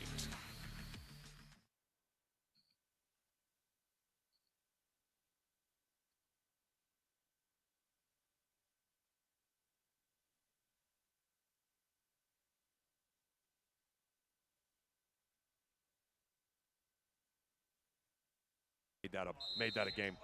Made that up. 36-35, Grove City on top, 3:43 to go. In the third, Greer turnaround jumper in the lane, good. Nathan Greer with 21, 38-35, lead back to 3. Eagles score coming out of the timeout. Greer's missed 2 shots, too. He has 21 points. He's missed 2 shots. Collins on the left side with it. Collins, pass near side, and Maines can't handle it. And it will go back to Grove City with 3:24 to go. We've reached the media timeout. Grove City up 3 with the ball and plenty of momentum on the side of the visitors tonight. It's 38-35. Grove City leads Clearfield. You're listening to the PIAA Tournament on Sports Radio 96.7. The Cash Dollar team at Confluence Financial Partners, honoring our past, expanding our future. 2 firms coming together to serve clients in Grove City, Western PA, and beyond. Confluence Financial Partners is a wealth management firm on a mission to help clients maximize their lives and legacies. Visit us at confluencefp.com. Confluence Wealth Services, Inc., DBA Confluence Financial Partners is an SEC registered investment advisor. Registration of an investment advisor does not imply any level of skill or training. Please refer to our Form ADV Part 2A and Form CRS for further information regarding our investment services and their corresponding risks at confluencefp.com. The third quarter is brought to you by Warner's Homes and Improvements, making dreams come true since 1958. Ryan Briggs, Chris Burtch with you in Clearfield. Art Shannon back in the studio. Before action resumes, Chris, a couple of quick updates. Yeah, please. halftime, Sharon is still up, but only up 2 now. They're up 40-38 on Avonworth. And Lakeview is up 28-13. A little bit of a push there by Southside. to end the half, as it was 22-5, now 28-13. That's 2A girls. Of course, the Sharon Avonworth game on News Talk 790 WPIC. 1-4 high for Grove City coming out of the timeout. Greer left elbow. Greer working out to Mayocker and back to Naus near midcourt. Greer on the left wing with it. Finds Kurz between the circles. Fisher back in with the 3 fouls. Naus to Kurz. Grove City spreading the floor against the man-to-man that's been extended a little bit, Chris. Man-to-man, and they're running the triangle delay here. I mean, obviously they're not delaying, but they're... But it is the old triangle up top. They got the triangle up top, and I think that might be a little bit because of Fisher's foul trouble. Greer near wing with it. Get it back out to Naus. Now Fisher up top with it. Guarded by Tanner Kaskin. They both have 3 fouls. Greer on the left wing. Naus, and now right side for Ben Fisher. 2:30 to go. Third quarter. 38-35, Grove City leading. Winner advances to the second round Tuesday night to take on Cathedral Prep or Knock. That game is not yet tipped off up in Erie. Kurz near left side. Kurz out to Fisher. Finds Naus. Over to Kurz and right side for Mayocker. Mayocker inside for cutting Naus, and he's fouled down low. Naus cut to the block and drew contact inside. It will be Grove City ball on the baseline. Foul is on Parker Collins. Number 3 on Collins. It's also the team's third. Yeah, 1.5 minute possession and a foul. Now slob inside for Greer. Shot short, no good. Rebound knocked out of bounds off of Glunt of Clearfield. It'll stay Grove City ball. Mayocker kept the play alive, and the Eagles will get another opportunity. Max Naus, who's given Grove City a big lift off the bench tonight. Inbounds to Fisher near side. Kurz with it, near block Fisher posting up. Fisher pivots, doubled, pass up top to Naus. Max Naus, 3, up, got it. Max Naus hits the 3, first points of the night for the junior guard. Yeah, man, both Kurz and Naus missed the last one. They both played great tonight. Big shot by Naus. Largest lead of the night, and now a push will be called on Mayocker, who crashed into the screener. Mayocker's third, team second. Grove City bench wanted an illegal screen, but yeah, either that or what Coach Kwolek is saying is that 2 Clearfield guys ran into each other. Yeah, I mean, they've actually got a point there, probably more than the illegal screen argument. Instead, it's Clearfield ball. Third foul on Mayocker, team second. Mayocker and Fisher with 3 for Grove City. Kaskin on the near block, kicks it out. Blunt, right wing 3 on the way, no good. Rebound, Kurz had it, lost it through his legs out of bounds, and Clearfield keeps it.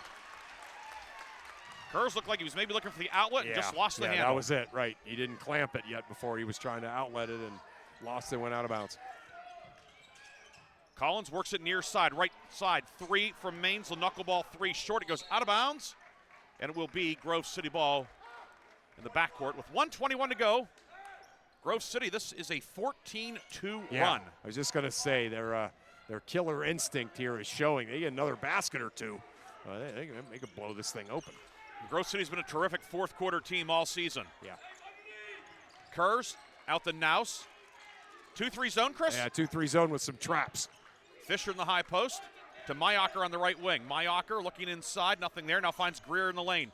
Greer down the lane over the left hand and good. Nathan Greer makes it an 8-point game. You can't play a 2-3 zone against Nathan Greer because he's just going to flash to the high post and go do that. 23 for Greer. Of course, his season high was 39 against Meadville, who's winning, by the way, in the 5A playoffs over Uniontown. Yeah. Greer, 23 big ones tonight down the lane. Right layup for Patrick, up and good. A much-needed hoop for Clearfield, getting its big gun back involved. Yeah, boy, that was a big-time move, too. Great first step again. Covered a lot of ground with one dribble. Reverse layup in traffic. 43-37, 27 seconds to go in the third. Fisher doubled. Fisher steps through it, drives in. Fisher all the way. Righty layup is good. The big guy puts it on the deck for his first points in the second half. Yeah, they tried to come out and trap him, and then he got through the trap, and nobody stepped up to play help. 8-point game once again, 13 seconds to go in the third. Ball deflected, a steal by Naus. Naus with it, ahead to Greer. Greer steaming down the lane, layup is good. 25 for Greer, 5 seconds to go. Glunt over the timeline, Glunt off balance 3, got it to beat the horn. Wow.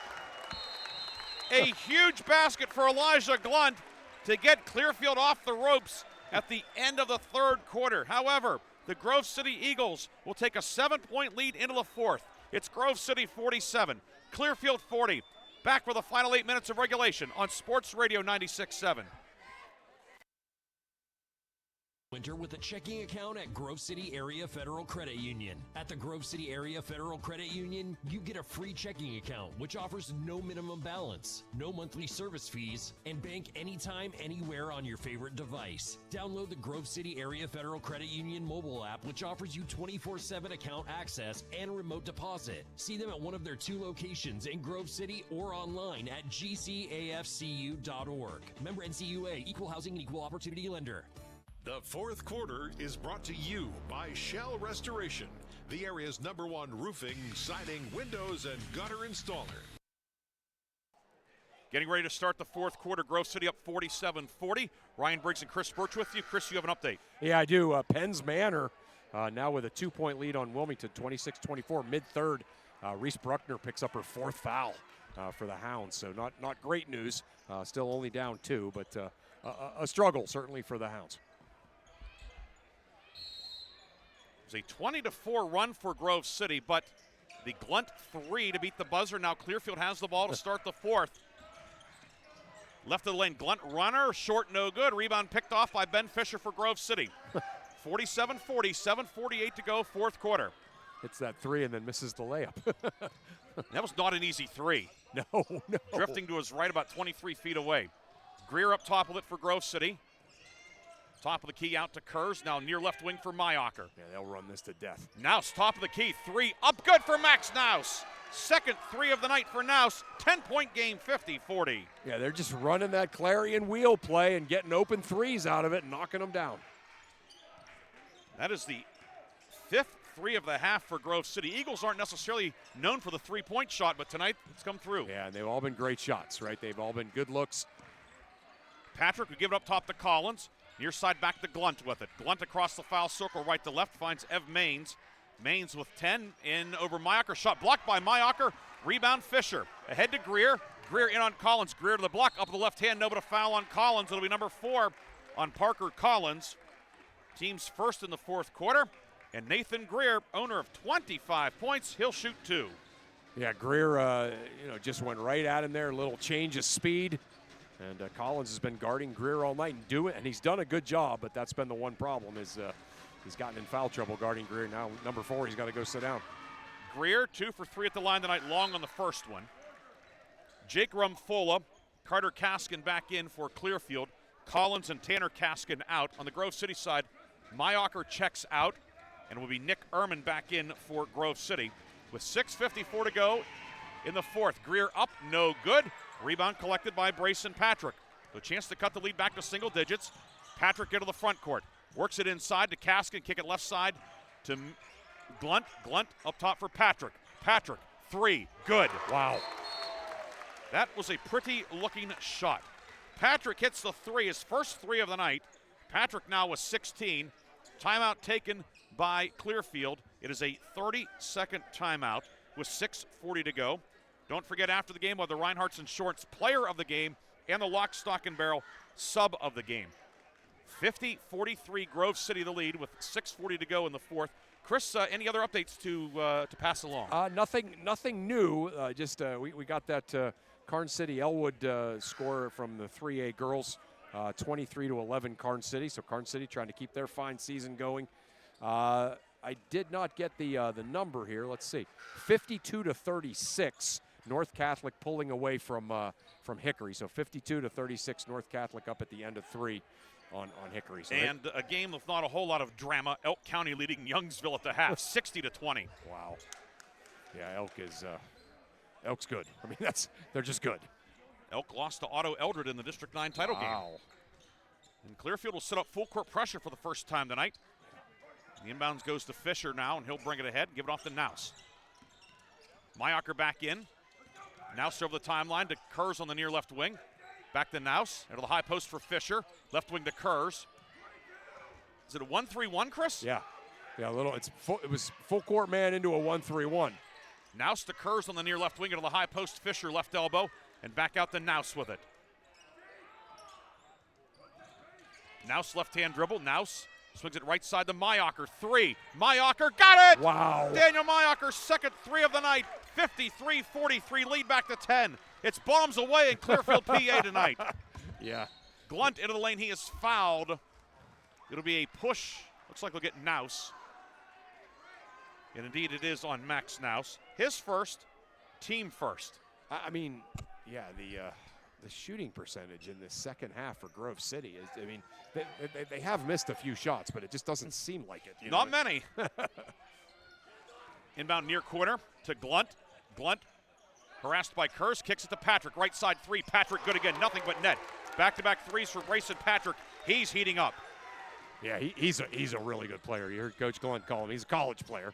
That's what he said in the pregame, and he is. You'll get no argument from me, Chris. He has 19 tonight. Yeah. Into the high post. Kurz finds Mayacher. Foul line jumper around the rim and out. No good. Greer flies in for the rebound. Puts it up. It doesn't go. Rebound collected by Patrick. And now here comes Clearfield with numbers. Patrick ahead to Maines. Back to Patrick up top. Patrick driving kick left side. Maines steps back to Patrick. Another three on the way. It was tipped by Greer. Kaskin, the putback up and good. Carter Kaskin, reverse layup. Putback is good. The lead has been cut in half. It's 53-48. Yeah, the tipped ball that made it an air ball certainly helped Clearfield.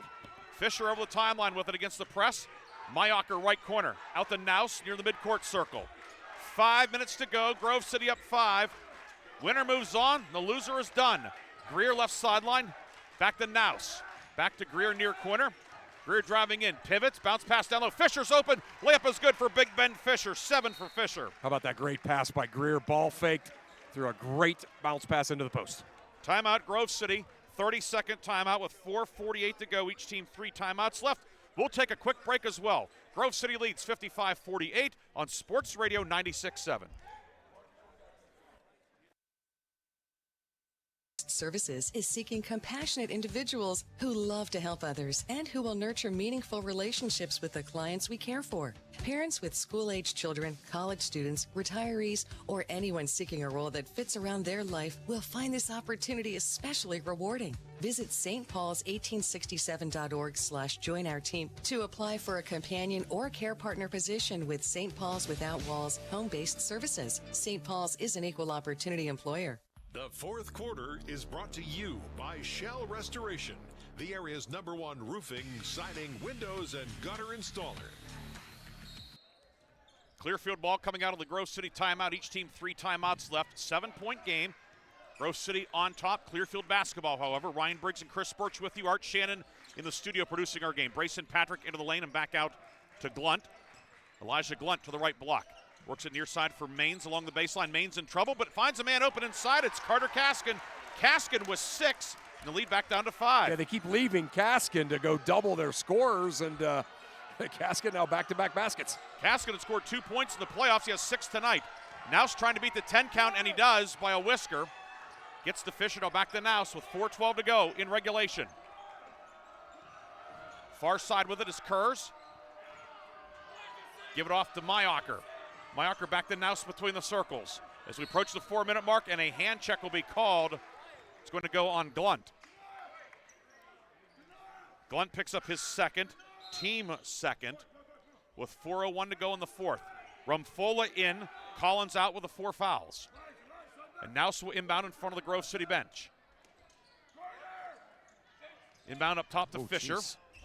Had Kaskin crashing into him. Why that pass?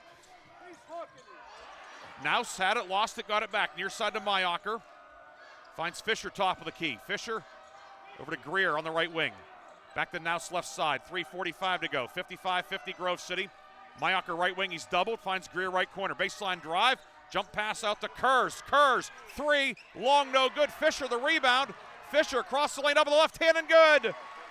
Fisher using every bit of his 6'6 frame. He has 9. The lead back to 7. 57-50.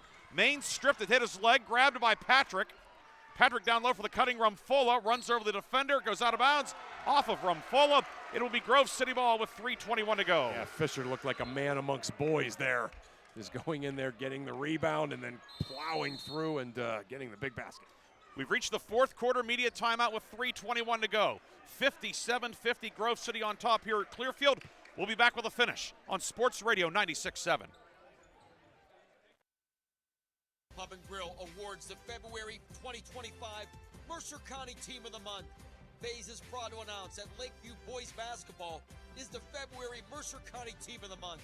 Congratulations to Lakeview coach Garrett Blaschak and his District 10 championship team, as they are the February Bays Pub and Grill Mercer County Team of the Month.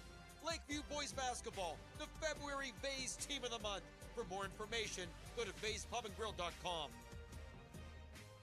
The fourth quarter is brought to you by Shell Restoration, the area's #1 roofing, siding, windows, and gutter installer. 57-50, Grove City the lead, 3:21 to go, fourth quarter. You're listening to Sports Radio 96.7 WLLF, Mercer Hermitage, a Cumulus media station. Ryan Briggs and Chris Burtch bringing you the first round of the PIAA Class 4A playoffs. Chris, you have a couple of quick updates to I wedge sure in do. here. Kennedy is up 69-33, and Lakefields joins Sheena Aiden, Jency Rhodes, Malia Magestro, and Wanda Holloway as just the 5th 2,000-point scorer in the Mercer County area. Congrats to Lakefields. In girls basketball, Kerr's home run pass to Greer into the lane. Greer puts it up and in. Nathan Greer with 27. Grove City beats the press that time. Yeah, they went for the home run pass. 27 for Greer. In the lane, shot put up by Glunt, no good. Rebound collected. Collins with it. 3:06 to go. Grove City up 9. Up top, long three on the way from Maines, no good. Rebound, and a foul will be called. Nouse hits the deck as Patrick crashed into him. It'll be Grove City ball. Patrick's first, team third. Rumfola back in, Collins out with exactly 3 minutes to go in regulation. Well, what a master class in kind of adjusting to what the other team was doing with that long home run ball there by Grove City. We saw Greer catch a lot of long touchdown passes in his football career. Yeah. Didn't score 6 on that one, just 2, but a big 2. Fisher in the midcourt circle with it. Fisher left the lane, knocked away from him by Rumfola. It goes out of bounds, and it will stay Grove City ball with 2:49 to go. Yeah. Grove City is remaining in attack mode. Even though they're running that Clarion and the triangle delay a little bit, they've remained in attack mode. Fisher give and go back to Nouse, turnaround jumper. It is blocked, but a foul. Foul is going to go on Rumfola. His first, team fourth. Clearfield folks don't like it, but he got him on the follow through. Yeah, he did. I think they're mad because he didn't call it right away. And it's called better late than never. It's called, if you're Grove City fan. It's called hoping for the no call, right? Hoping they miss a call. They were hoping Max Nouse missed the first free throw. They were unfulfilled. Nouse knocks down the first one. 7 in the second half for Nouse. Now 68% at the line on the season, 17-25. Hits that one as well. He has 8 all in the second half. And the lead is 11, 61-50, 2:40 to go. Each team 3 timeouts left. 3 Mains to the right ring, around the rim and out, no good. Mayocker the rebound.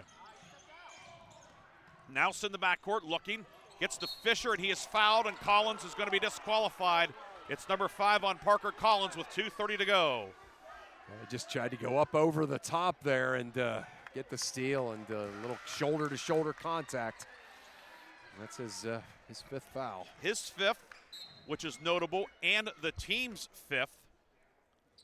Noah Rumfola was going to go in, and then he was pulled back by Nate Glunt, the head coach, and Jake Rumfola in.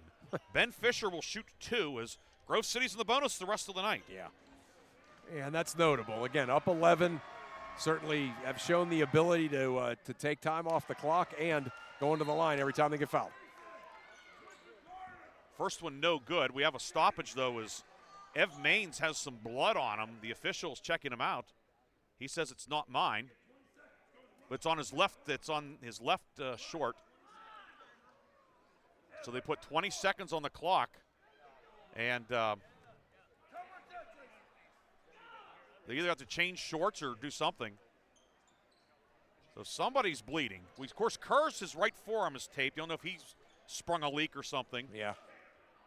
But now they're going to put a substitute in, it would appear, to get 20 seconds of blood time. Chris Kolek saying, hey, move that clock. Yeah, really. And so we'll have to be a sub checking in. Easton Maines will check in. Maines making his 20th appearance of the season. So down 11, and you have to go without one of your big guns, Ev Maines, at least for the time being. Right, yeah, he's back. But he can't come in because they had to sub him out. You only get 20 seconds for the blood. Right. Trainer did all he could. Yeah, they did. Whatever those shorts are, they don't fit as well as the other ones. But they're clean. Yeah. Fisher missed the first one, missed the second one, gets his own rebound, however. He heads it off to Kerr's jumper. Christian Kerr's good. Christian Kurz with 13, 63-52, 20 to go in the ball game. That might have been the knockout punch. Patrick up top, 3. Around the rim 4 times, and it finally drops in. Around and around, and it finally fell through, and Patrick says, we're not out of this yet. Nope, and then Coach Glunt with the quick timeout. Timeout with 2:15 to go. Grove City's lead is 10, 63-53. We'll be back after this quick timeout. Grove City looks to close it out on Sports Radio 96.7. In 1973, Lock, Stock, and Barrel opened their doors and served their first of over 3 million giant submarine sandwiches. And they still serve 42 whole subs on 15-inch buns. Lock, Stock, and Barrel also has burgers, specialty sandwiches, wraps, gyros, salads, wings, and even breakfast. Lock, Stock, and Barrel is also a full-service deli. Party rings, meat and cheese trays, and cold veggie trays are all available. Open Tuesday through Saturday. Closed Sundays and Mondays. The fourth quarter is brought to you by Shell Restoration, the area's #1 roofing, siding, windows, and gutter installer. Back here at Clearfield, Ryan Briggs, Chris Burtch with you. 2:15 to go. 10-point lead for Grove City. Chris, you have an important update. Yeah, how about this? The Farrell Steelers were down 24-10 to start that game against Bell Vernon. It's now 52-50. Bell Vernon still with the 2-point lead, but the Farrell Steelers have come roaring back, and Sharon up 59-53 on Avonworth on the game on 790. If they both win, they'll play each other. Wow. Greer right sideline with it for Grove City. Greer to the right block, cut off, ball knocked away, loose, scramble forward. We're going to have a jump ball, and the arrow belongs to Grove City with 2:07 to go. Remember also, Grove City only 1 foul. That could perhaps come into play. Yeah. Tanner Kaskin back in for Clearfield. Noah Rumfola out after a cup of coffee. 2:07 to go. It will be Fisher to inbound. 10-point Grove City lead. Fisher to Mayocker right side. Back to Fisher. He's doubled. Finds a cutting Mayocker. And ball out of bounds through the pass to Fisher. He couldn't handle it. Had a lot of heat on it in a short amount of distance. Why not just pull that back out there and run your offense forever?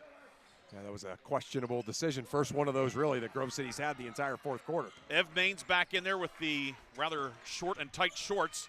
He has it on the near side. Maines into the lane on Greer. Pivots, moves it up top for Patrick. Patrick, crossover dribble. Patrick, left of the lane. Shot, no, but a foul. Mayocker looked like he blocked the shot, but he did get a pretty good piece of Patrick. And they're actually getting Nouse from the other side. Yeah, that's what I thought. That's what I was just going to say. Okay. Yeah. You had it? Yeah. Foul on Nouse, his second, team second. Patrick to shoot 2. Brayson Patrick, 1 of 2 at the line tonight. A good change of speed.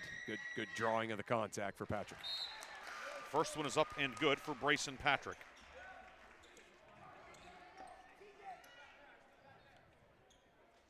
.23 now for Brayson Patrick.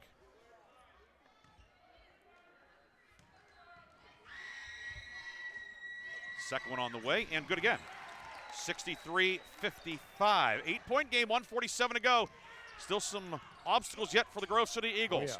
Kurz down court, finds Greer, and Greer fouled on the near side by Noah Rumfola. His first, but Greer's missed 3 in a row at the line. Yeah. That was an okay foul for sure. It's 59% on the season coming in. He'll shoot 2. Of course, he's been pretty clutch in the fourth quarter games this year, but these ones are of significance. Line to the left. Greer, the lefty, puts it up and missed that one badly. No good. Hey, we have our first final, Briggsy. Kennedy moving on 75 to 49 over Fort Cherry. And that was in 2A girls, so Kennedy gets either Neshannock or Everett. They're playing at Newcastle High tonight. Okay. Kennedy, Neshannock, that would be a lot of fun. Yeah. Second one for Greer is good. 28 for Greer. 64-55. Minute 38 to go. Ev Maines with it. Maines back near corner to Glunt. Glunt catch and shoot 3. Rattled out, no good. Rebound dug out of there by Jake Rumfola. Lob up top, deflected by Greer. Grabbed by Maines, however. Maines pulls up 3 on the way. Good. Maines, his third 3 of the night. 13 now for Ev Maines. 64-58. Timeout taken by Clearfield. A full timeout with 1:23 to go. That'll leave the Bison with 1. We'll take a break as well. Grove City up 64-58. Back with a finish on Sports Radio 96.7. the road with confidence? Mancino's Driving School is your go-to destination for top-notch driving education. Whether you're a teen or an adult, Mancino's experienced instructors ensure you're equipped with essential skills and safety tips. Offering flexible schedules and personalized lessons, Mancino's Driving School make learning to drive convenient and effective. Visit our website at mancinosdrivingschool.com to enroll today and begin your journey toward becoming a safe, independent driver. The fourth quarter is brought to you by Shell Restoration, the area's #1 roofing, siding, windows, and gutter installer. 1:23 to go. 64-58, Grove City the lead and the ball. Eagles have 3 timeouts. Clearfield 1, Clearfield has the arrow. Christian Kurz will inbound in the backcourt, finds Greer. Greer back to Kurz underneath the hoop, over to Naus far side for Fisher, who is fouled by Rumfola. Rumfola's second, and Ben Fisher will shoot 2. He missed 2 earlier in the quarter, 2 rare misses. He's 1 for 4 tonight at the line. Right, yeah, he's been a great, maybe one of the better foul shooters in the whole region. He will look to extend this 6-point lead with 1:18 to go. Line to the left. Fisher out of a deep crouch. First one is up and good. 10 for Fisher. 65-58. Carter Kaskin back in. Jake Rumfola out. Fisher line to the left, looking to extend the lead to 8. Ames shoots. Good. 66-58. Here comes Clearfield over the timeline. Glunt with it. Glunt right wing will hand it off to Maines. Maines, knuckleball 3 off the rim, no good. Rebound, Naus with it. Naus's outlet deflected away, grabbed by Rumfola, and Clearfield has life. Left corner for Patrick, drives the baseline, moving back up top to Glunt, reversal right corner. Maines is open, 3 on the way, long, no good. Rebound in the lane, grabbed by Glunt, lays it up and in. 66-60, 50 seconds to go in regulation. Fisher in the backcourt to Naus. Back to Fisher. Fisher in trouble, and he's fouled. It's Clearfield threw the double team at him, and Fisher will go back and shoot 2 with 47 seconds to go. Rumfola's third, and more free throws for Grove City. Yeah, you know this Clearfield team not going to go away quietly. I mean, Grove City is going to have to knock down threes here down the stretch. Free throws. Yeah, knock down, right. If they're shooting threes, Chris Polk might make them walk home, win or lose. Knock down threes, no. Fisher line to the left, long on that one, no good. And timeout Grove City. It's a 30-second timeout. That'll leave Grove City with 2 fulls. 46.7 seconds left. Don't forget, after the game, Reinhardt's Insurance Player of the Game, Lock, Stock, and Barrel Sub of the Game. Chris, any other updates to pass on in the interim? I got that North Catholic Hickory end of the third score. North Catholic was pulling away after a very close first half. 52-36, North Catholic was up at the end of 3. I have a couple of updates. Let's hear them. Okay, 50 seconds to go. Lakeview 38, Southside Beaver 37. Wow. That's 2A girls. Yeah, it was 22-5 in that game. And 4A boys. 4 minutes to go. Sharon 65, Avonworth 64. Wow. That game's on 790 WPIC and also on the Sports Radio 96.7 Facebook page. So a lot of drama tonight in the opening round of the state playoffs. That's the way it should be, right? Fisher line to the left. Puts it up. Short, no good. Rebound, Rumfola. The door's open for Clearfield. 43 seconds to go. Patrick over the timeline. Up top of it is Glunt, drives in, and he's fouled. Which is fine, right? That's yes, just the third. Yep, that's fine.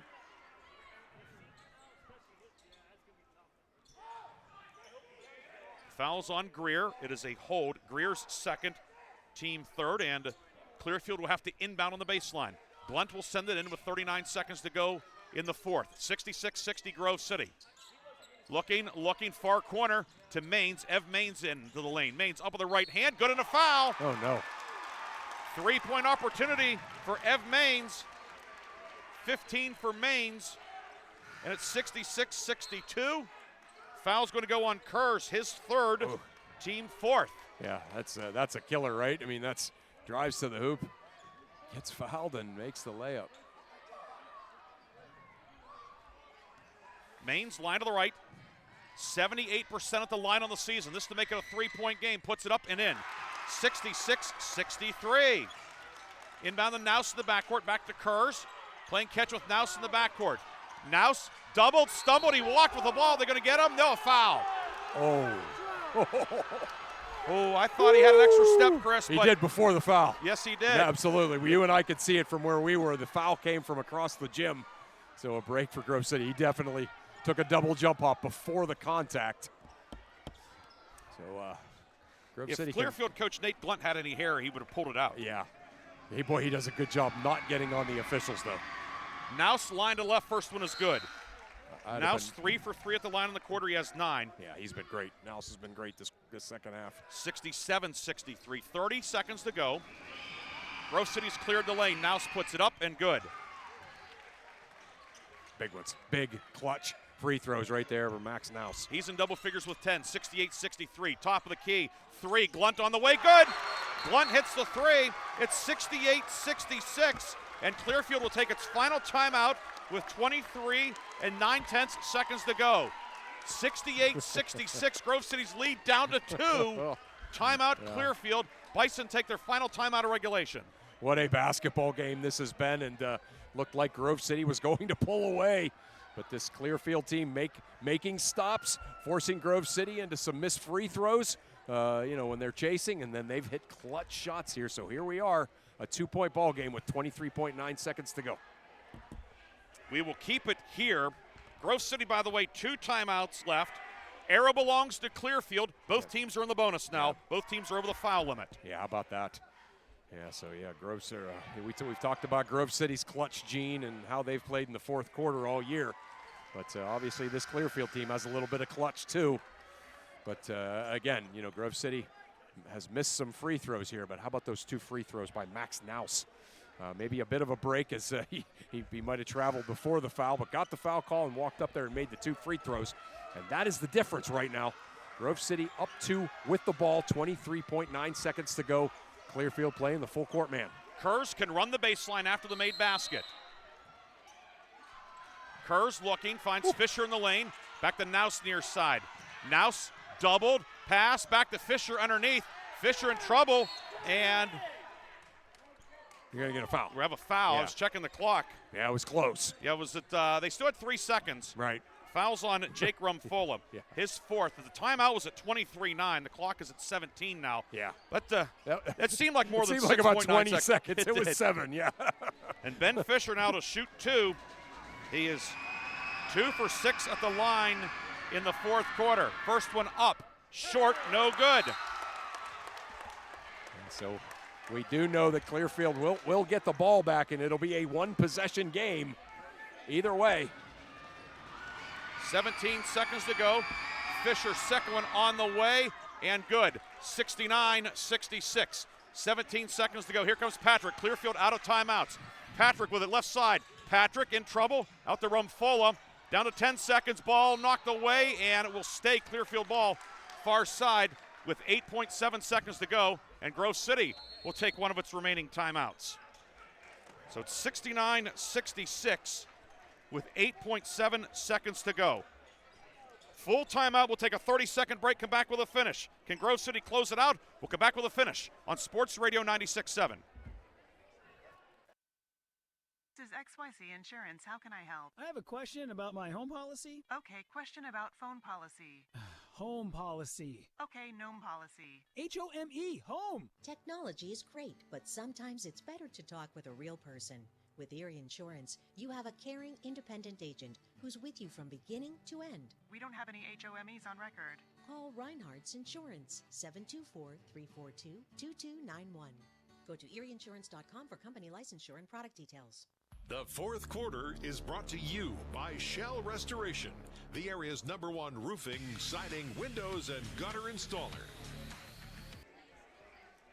It'll come down to this. 8.7 seconds to go in regulation. 69-66, Grove City the lead. Ryan Briggs, Chris Burtch with you tonight here at Clearfield High School. And Chris, if you're Grove City, do you foul? Yes, you do. That's exactly why Coach Qualla called the timeout there. That's what they'll do. They'll pick their spot. Obviously, it just can't be a shooting foul. Glunt to inbound. Patrick in the corner. He's doubled. Patrick is fouled down low with 7.8 seconds to go. So Patrick will shoot 2. Yep. And the foul goes on Fisher, his 4th, which maybe it'll be significant, maybe not. Yeah. But Brayson Patrick shooting 2 incredibly large free throws. He is 3 of 4 at the line tonight. First one up and good. 69-67. 25 now for Patrick. Yeah, it'll be interesting to see what Clearfield does defensively. Do they foul right away? Second one short, no good. Fisher the rebound. Ball knocked away, but a foul is called as Rumfola. Noah Rumfola grabbed him immediately. Yeah, now Fisher will have a chance to sew it up. Yeah, good job by Clearfield. Only 0.7 of a second going off the clock after the Fisher rebound. That's how you sometimes you see that guy gets a defensive rebound and people kind of look around like, should we have fouled? But no, Clearfield got right on him. 69-67, Clearfield out of timeouts. Fisher to shoot 2, line to the left. Puts the first one up, good. 70-67. Kaskin back in for Rumfola on the Clearfield side. Fisher now can pretty much punch Grove City's ticket to the second round with this one. Yep. Fisher, line to the left. Puts it up and short. Gets his own rebound. He got the rebound and is fouled with 5.7 seconds to go. Wow. Anything but that if you're Clearfield, right? Wow. They only had 2 guys in the lane, nobody up higher to block out the shooter. They cleared the lane. I heard Coach Glunt say, you got shooter to one of them, and whoever that was didn't do it. Jake Rumfola fouls out with 5.7 seconds to go. And now will be Ben Fisher back to the line. Oh.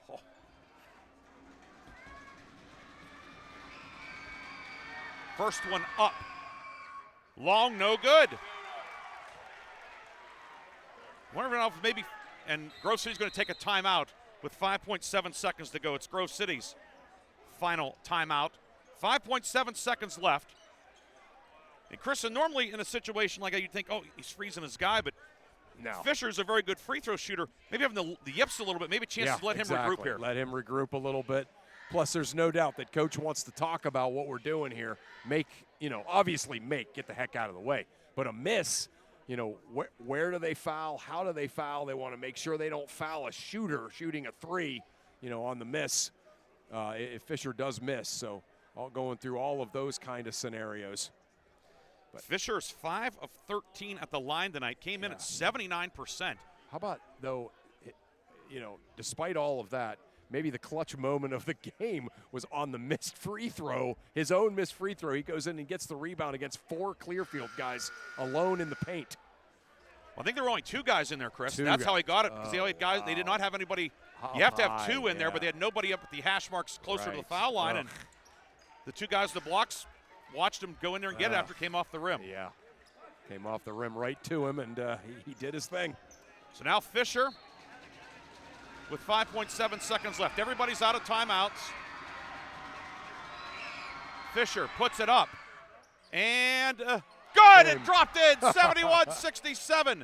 5 seconds to go. Patrick with it. Patrick to the three-point line. 3 on the way. It bounces around. It drops. It's good. It doesn't matter. The Grove City Eagles are on their way to the second round. 71-70. A classic tonight at Clearfield. Just an absolute classic of a basketball game. 2 really good teams battling it out till the very final minute. But the Grove City Eagles showing their clutch, showing their ability to close out games once again as they get a win here at Clearfield to move on in the state tournament. 71-70. The final will come back with a comprehensive postgame after this on Sports Radio 96.7.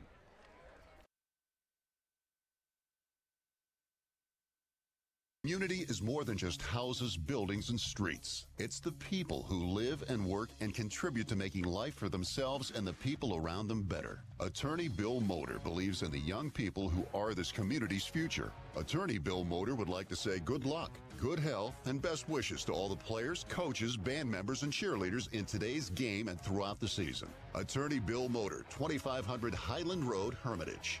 Stay warm this winter with a checking account at Grove City Area Federal Credit Union. At the Grove City Area Federal Credit Union, you get a free checking account, which offers no minimum balance, no monthly service fees, and bank anytime, anywhere on your favorite device. Download the Grove City Area Federal Credit Union mobile app, which offers you 24/7 account access and remote deposit. See them at one of their 2 locations in Grove City or online at gcafcu.org. Member NCUA, Equal Housing and Equal Opportunity Lender.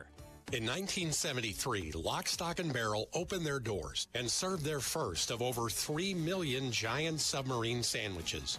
And they still serve 42 whole subs on 15-inch buns. Lock, Stock, and Barrel also has burgers, specialty sandwiches, wraps, gyros, salads, wings, and even breakfast. Lock, Stock, and Barrel is also a full-service deli. Party rings, meat and cheese trays, and cold veggie trays are all available. Open Tuesday through Saturday. Closed Sundays and Mondays. Your hip, your knee, your shoulder, whatever has been holding you back, UPMC Orthopedic Care is where you'll find experts to help you get back to a better quality of life.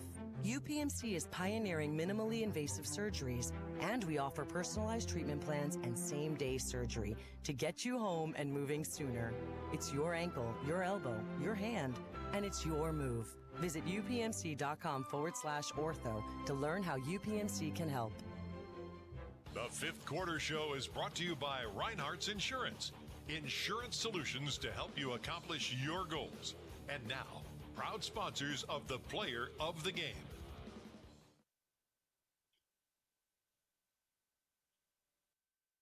We are back here at Clearfield High School. Ryan Briggs, Chris Burtch with you tonight. 71-70. Grove City pulls out the win tonight over Clearfield in the opening round of the PIAA Class 4A playoffs. Chris, what a basketball game. Back and forth. Clearfield had the momentum. Grove City a 20-4 run.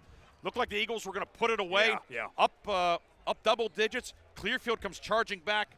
Comes down to the closing moments. Eagles get just enough to head back home with a win. Yeah, how about that? Yeah, again, when they went on that 20-4 run, because you definitely had the sense that if one team was going to kind of blow the other team out, it was going to be Grove City. And so when they went on that run, you thought, all right, here we go. They finally kind of figured it out. And, but then they started to miss some free throws, and Clearfield started to make some kind of crazy shots that were well defended by Grove City. And all of a sudden you looked up and it was a one-possession game inside of a minute. But, Grove City getting, like you said, just enough made free throws. Those threes, obviously, that Grove City hit late in the third quarter and into the early fourth, certainly clutch. And, we got a guest. Yes, we do. We have Grove City head coach. Let's zoom this out. We are joined by Grove City head coach Chris. You better get the wide angle. Well, yeah. But, Chris, the hair's still brown after that one, but congratulations. You had them all the way. But what a basketball game tonight. Before, after. That's right. After. It was. State playoff game, coming on the road like this. Really, really good. I'll tell you what, man, that is a really good shooting basketball team. Yeah. They were never out of it. 10, 11 points lead. You're thinking teams are going to just roll over for you. Not Clearfield. They didn't. And I respect their head coach and I respect their team.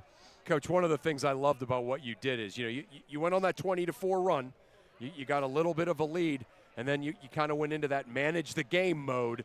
And your guys did a great job not making mistakes, running that wheel play, that Clarion offense. And then all of a sudden you started bombs away on the three out of that. You had to love that little dynamic where you were still attacking, but you also were going to, be a little bit smart with the ball. Yeah, you love that set, Chris. I love that. You know love I that do. set. As we coach together, you always ask me for that set. I'll tell you what, that was awesome. You just had to manage the basketball game at that time. You want to put the ball in the hands of your best players. I don't want to know what we were from the free throw line. I think that enough. You were good enough. It was good enough. Yeah. You got to make some big free throws down the stretch, especially when you're tired. We try to wear them out, especially from their guard play. They're really good from the perimeter. but we were able to expose them in the post. I think Nathan went for about 28, 29 tonight. Yeah. Ben was able to clean that up. And more than importantly, we're able to go ahead and come on the road 2.5 hours and come out with a victory. You know, the one thing about, both Greer and I thought Christian Kurz tonight too, there's your two seniors, right, that are, that are out on the floor all the time, that, and it just seemed like both of them were urgent and like men possessed that they weren't going to let the season end tonight. That's what you need out of your seniors in the state playoffs. I told them, I said, there's nothing like taking off your jersey for the last time. Yeah. And I said, you two aren't ready to do that yet. That's for sure. Got a good draw in the tournament, a favorable matchup, but I think down the stretch, you let your players play, but more importantly, you let your role players step up in that position, what we did down the stretch right there. I know we went with a little bit of a different lineup tonight, but we were able to go ahead and knowing that Max and Christian are starters, having them come off the bench to provide some energy for us, game plan worked out. Yeah, I really liked your spots that you picked to press, too. Like, I almost felt like if I were there where you were tonight, I would have been almost like a little bit impatient to start pressing because they were so good in their half-court man. But you were able to really pick your spots well, speed the game up a little bit, cause just enough turnovers, but, you obviously relied on your half-court man tonight. I was trying to call it off. Amber and Jason were like, we got to pick it up. Well, Amber likes that, yeah. I was calling it off because I thought we were better at switching our screens in the half court. Yeah. Amber and Jason wanted to pick up a little bit more full. But you're right, Chris. We did it in spurts. Yep. We did it when we had to. And we were able to be selective in that process. Yeah. Grove City a winner tonight, 71-70. Eagles win number 19 now into the second round of the state tournament. In Class 4A boys, there are only 16 teams left. That's wow. That's a pretty good feeling because there are a lot of great teams that have already put away the jerseys. There'll be a bunch more tonight they'll be handing in jerseys tomorrow morning. Has to be pretty good knowing that you're going to be practicing tomorrow, practicing Monday, and then playing Tuesday against Cathedral Prep or a very good knock team. It's you know, I've seen Christian, Nathan, and I got to include Paul with his injury. They've been there since 6th grade. I've seen them grow up. They're program players. They're public school kids. And more importantly, I was able to see them develop over these last 6-7 years into the young men that they are. And I'm really proud of them, and I'm proud of this program, and I'm happy to represent Grove City. And we're happy to watch you represent tonight, too. We're happy to represent our area, bringing the coverage tonight back home and around the world. Everybody listening on the iHeart app or on Sports Radio 96.7 Facebook Live. Coach Chris Kwolek, congratulations. It's a long ride home, but it's going to be a fun ride home back to Grove City Borough. Worst part is that there was actually no room on the bus for Jason and I. So that's how much we packed the bus. Cheerleaders, players, coaches, ex-coaches. Yeah. So Jason and I had to go ahead and carpool ourselves. But we had a great time together on our ride. Just because I feel really bad for you guys coming up in a nice, comfy, warm car. Jason is a man of wisdom. Yes. And the best part about it is that we get to share it for another 4 or 5 days. Some Newcastle stories, some Bob Marley stories, maybe. He's got it all, right? That's all confidential. That whole conversation is confidential. Yeah, you never know who might be listening. So, but Coach Kwolek, congratulations. Great win. We enjoyed it. We were glad to be here tonight, and best of luck Tuesday night. Thank you, gentlemen. Thanks, Chris. Great job. Yep. That is Chris Kwolek joining us in our postgame tonight. His team, a 71-70 victory over the Clearfield Bison, and great stuff always from Coach Kwolek. And we could spend the whole ride home, and we probably will, dissecting the ins and outs, the ups and downs, left and right, or whatever of this game. Just so much to talk about from both sides. Yeah. And it wasn't a case of what teams didn't do. It was high quality play for 32 minutes tonight. That's it.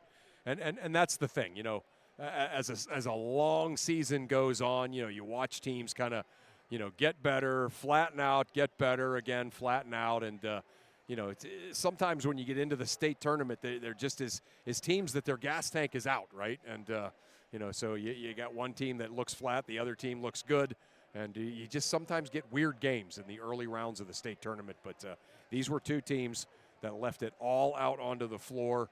It's definitely still want to be here, want to be playing. As the Clearfield coach Nate Glunt said, they're young, and so they're almost still kind of playing for next year as well. Whereas this Grove City team, obviously, they're playing to win state playoff games and maybe make a little run here. So just a fantastic basketball game. Enjoyed it from buzzer to buzzer, like you said. We still have some more business to take. Back with a scoring recap. We'll have our post-game awards, and we'll have scores from around the area. Your final tonight, 71-70. Grove City holds off Clearfield. We'll be back with more post-game after this on Sports Radio 96.7. Houses, buildings, and streets. It's the people who live and work and contribute to making life for themselves and the people around them better. Attorney Bill Motor believes in the young people who are this community's future. Attorney Bill Motor would like to say good luck, good health, and best wishes to all the players, coaches, band members, and cheerleaders in today's game and throughout the season. Attorney Bill Motor, 2500 Highland Road, Hermitage. I've worked hard to make my house a home, and I expect my insurance to work hard too. That's why I'm with Erie Insurance and my local agent. They offer the service I deserve, the coverage I need, all at a price I can afford. Your local Erie agent in Hermitage is Reinhardt's Insurance. Get a quote at 724-342-2291 or visit reinhardts.com. Go to erieinsurance.com for company licensure and product details. Quench your thirst with Herman's Water. Sign up now for our unparalleled water delivery service and enjoy free delivery straight to your doorstep. Whether you need water for your home or office, Herman's delivers premium quality water that's crisp, refreshing, and pure. Make the smart choice today. Experience convenience and hydration like never before. Visit our website at hermanswater.com/free delivery to get started and never worry about running out of water again. Craving a taste of the extraordinary? Discover Vay's Pub and Grill, where flavor meets fun in Hermitage. From our signature steaks to our mouth-watering burgers, every dish is crafted with care. Unwind with a drink from our extensive selection in a vibrant, welcoming atmosphere. Whether it's a night out with friends or a family gathering, Vay's is your go-to destination for unforgettable dining experiences. Check us out today at vayspubandgrill.com and taste the difference. The Fifth Quarter Show is brought to you by Reinhardt's Insurance. Insurance solutions to help you accomplish your goals. And now, proud sponsors of the Player of the Game. We will have the Player of the Game and the Lock, Stock, and Barrel sub of the game in our final segment. Right now, the scoring recap in this one. Grove City a winner tonight, 71-70. So the Eagles are moving on to take on Cathedral Prep or Knock. That game ongoing right now up in Erie. Grove City led tonight by Nathan Greer. 11 twos, 1 3, 3 of 7 at the line, 28 points. Ben Fisher, 4 field goals, 6 of 14 at the line.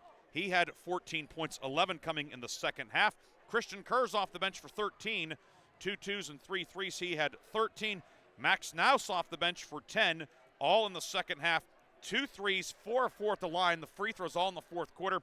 He finishes with 10. Daniel Mayocker, a pair of threes in the second half for 6. Nick Ehrman, Lane Ryder, both started, did not score.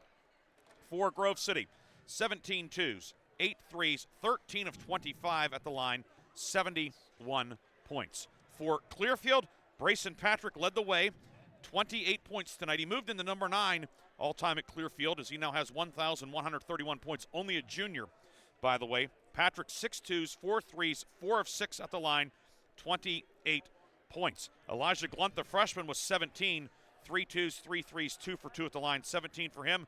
Ev Maines, 3 twos, 3 threes, 1 for 1 at the line. He had 16, and Chris, as you look back on this one, yeah. He had that stretch of time. He missed about 2 or 3 possessions because he had blood on his shorts. Yes. They had to go to the locker room and get the new equipment or whatever, new shorts.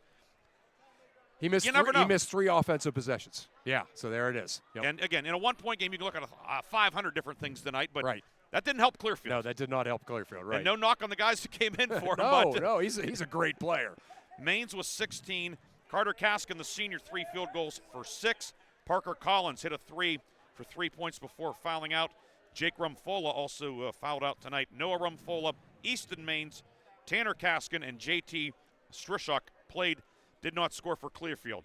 Bison, 15 twos, 11 threes, 7 of 9 at the line, 70 points. Clearfield led at the end of the first quarter in this one, 16-14.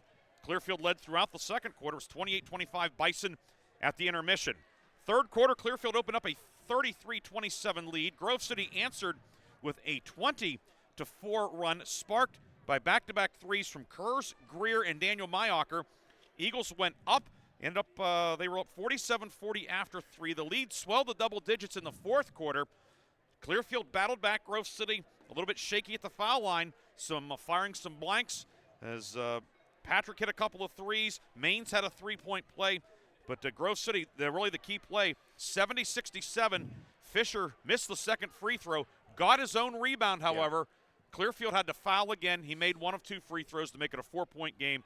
Patrick hit a 3 at the horn to make it 71-70, and the Eagles are moving on. They're 19-8. Yeah, what a great, just an absolute great management of the game by Coach Kwolek and his team today, and that's it. When you describe that, it just kind of flashes back, to how well they really took care of things. And even though certainly Clearfield made this little run at the end, you just never got the sense that Grove City was panicking or about to give the lead back. 71-70 the final. We will take our final break. We'll come back with the lock, stock, and barrel sub of the game, the Reinhardt's Insurance player of the game, and scores from around the PIAA playoffs on Sports Radio 96.7 and Sports Radio 96.7 Facebook Live. Hello, Shell Restoration. May I help you? Hello? Oh, I was waiting for the beep. Or the part that tells me what button to press? Nope, I'm a real person. Great. I've been leaving messages all day to try and compare prices on my roof. Well, we can have one of our project managers call you to set up an appointment within an hour and be at your house for an estimate within 24 hours. Wow, that's service. Well, that's what we specialize in. Shell Restoration, the area's #1 roofing, siding, windows, and gutter installer. Call today for a free estimate, 800-663-8103, or look for @Shell Restoration on Facebook. Imagine a bathroom that's not just a room, but a sanctuary. At Warner's Homes and Improvements, they believe in taking the time to get it right. That's why they are proud to introduce their bathroom installation service, where done in a day is a thing of the past. Experience the difference of a bathroom designed for you, not the clock. Visit Warner's Homes and Improvements on Route 19 in Mercer or at warnerconstruction.com. Warner's Homes and Improvements, where your bathroom is our masterpiece. Don't rush perfection. St. Paul's Without Walls Home-Based Services is seeking compassionate individuals who love to help others and who will nurture meaningful relationships with the clients we care for. Parents with school-age children, college students, retirees, or anyone seeking a role that fits around their life will find this opportunity especially rewarding. Visit stpaul's1867.org/join our team to apply for a companion or care partner position with St. Paul's Without Walls Home-Based Services. St. Paul's is an equal opportunity employer. Bay's Pub and Grill awards the February 2025 Mercer County Team of the Month. Bay's is proud to announce that Lakeview Boys Basketball is the February Mercer County Team of the Month. Congratulations to Lakeview coach Garrett Plaschak and his District 10 championship team, as they are the February Bay's Pub and Grill Mercer County Team of the Month. Lakeview Boys Basketball, the February Bay's Team of the Month. For more information, go to bayspubandgrill.com.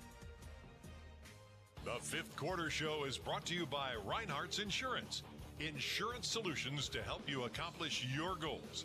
And now, proud sponsors of the Player of the Game. Back here one final time at Clearfield High School tonight. Grove City holds off Clearfield 71-70, along with Chris Burtch, Ryan Briggs here tonight. Art Shannon back in the studio producing our game. It's time for our post-game awards, and we'll start off with the Lock, Stock, and Barrel sub of the game. Brought to you by Lock, Stock, and Barrel, located in the Sharpsville Plaza in Sharpsville. Open 9 a.m. to 7 p.m. Tuesday through Saturday.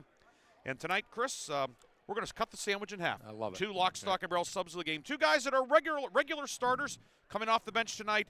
But, boy, they were both big. Christian Kurz, 13 points off the bench. Max Naus, 10 second-half points. Yeah. The Eagles needed them both, not just the points, certainly, but their play throughout the game. Yeah. Both slam dunks for the Lock, Stock, and Barrel sub of the game. I'm oversimplifying this a little bit, but basically, when Grove City was struggling in the first half, Kurz came in and just kind of went bonkers, right? Hit a bunch of shots, played great defense, and then in the second half, Naus was – just kind of terrific as that point guard, that leader, as Grove City continued to try to hang on to the lead. He knocked down a bunch of clutch free throws. They were both outstanding, and you're right. They needed every second that they played tonight from those 2 young men for them to get the win. Tonight's Lock, Stock, and Barrel subs of the game are Grove City senior Christian Kurz with 13 points and a junior guard, Max Naus with 10. They will both be entered into our Lock, Stock, and Barrel Sub of the Year competition. At the end of the season, we will recognize one of our local players as a Lock, Stock, and Barrel Sub of the Year. The Sub of the Year and his or her teammates will receive a sub, chips, drink, and dessert courtesy of Lock, Stock, and Barrel. So congratulations to the Grove City tandem of Max Naus and Christian Kurz. They are the Lock, Stock, and Barrel subs, plural, of the game. And now for the Reinhardt's Insurance Player of the Game Award, brought to you by Reinhardt's Insurance. Tonight, we recognize Grove City senior Nathan Greer, 28 points tonight. Greer, a big first half. He was big throughout the night. He was terrific, no other way to say it than that. At times putting this team on his broad shoulders and helping them get to the second round. Yeah, again, sometimes you say that to a senior, right? A guy that's, just cut so much of his identity, from playing in a basketball program on a basketball team. Hey, you don't want to put your jersey away just yet. And they go out there and they play with incredible urgency, but also incredible efficiency. And that was Nathan Greer tonight. He's been great his entire career. Tonight might have been his finest moment. I was just going to say, I think it's if it's not, the list ahead of it isn't very long. Nathan Greer, 28 points tonight. He is the Reinhardt's Insurance Player of the Game. And like all of our Reinhardt's Players of the Game, Nathan Greer has received a customized T-shirt courtesy of 2J's and to be screen printing and gifts located on East State Street in Hermitage. Congratulations to Grove City's Nathan Greer, 28 points tonight. He is the Reinhardt's Insurance Player of the Game. And both of our awards, as always, are powered by Landmark Information Services. Grove City defeats Clearfield tonight 71-70. Chris, turned out to be kind of a mixed bag for our local teams tonight. Yeah. Some great wins, including this one. Maybe this one at the top of the heap, certainly. Yeah. Some tough losses as well. I will pass the baton to you. Yeah, lots of I'll give the 4A boys score first, since this was a 4A boys game that we covered. Obviously here tonight, Grove City beats Clearfield 71-70. North Catholic ends Hickory's fine season. North Catholic beats Hickory 72-56. Farrell down 24-10 early. You thought, all right, District 7 champ Bell Vernon, just too much for the 10-5. But Farrell comes roaring back, cuts it to 2. Never could get over the hump, and Bell Vernon does hang on and win 75-63. So congrats to the Farrell Steelers on a great season as well. The game on 790 WPIC, of course. Mr. Greenberg knows how to pick them. That was a winner as well. The Sharon Tigers defeat Avonworth 82-74. So congrats to Coach Brown and company. Moving on. Beaver, perhaps a bit of an upset. They beat Central 65-49. So the Beaver Bobcats moving on in the 4A tournament. Not a surprise they won. Surprised at that margin, though. Yeah.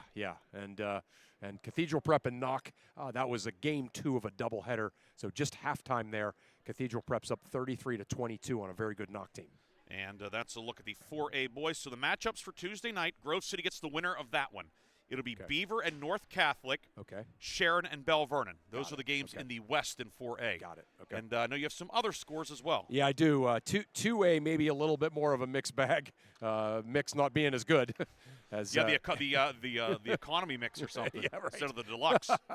Yeah, the Kennedy defeats Fort Cherry 75-49. So Kennedy moving on. Congrats to Lake Fields on becoming just the 5th 2,000-point scorer in the Mercer County area. Penns Manor ends Wilmington's fine season and Leah Krarup's incredible career and those other seniors on that team. Penns Manor wins 65-51 over the Hounds. Lakeview up 22-5, but in all kinds of foul trouble.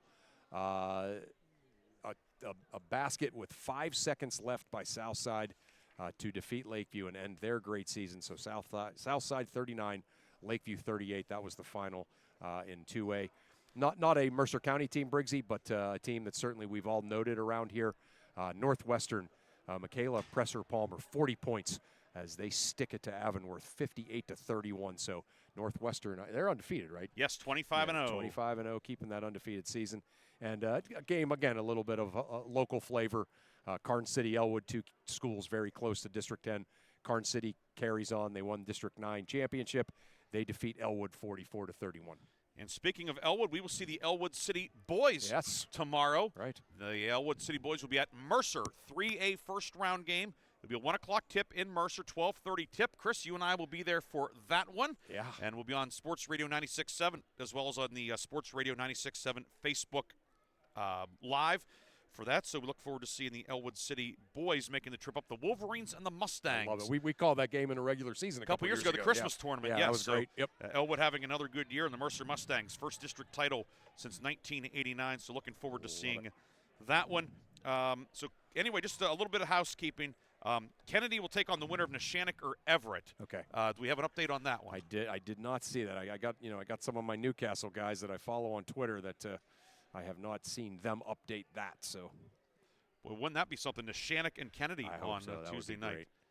And they won. 58-21. 58-21. Yeah, no surprise. A 30-4 run in the second half for Neshannock. So congrats to Coach Luann Grabowski and her team. She just wins, right? Yeah.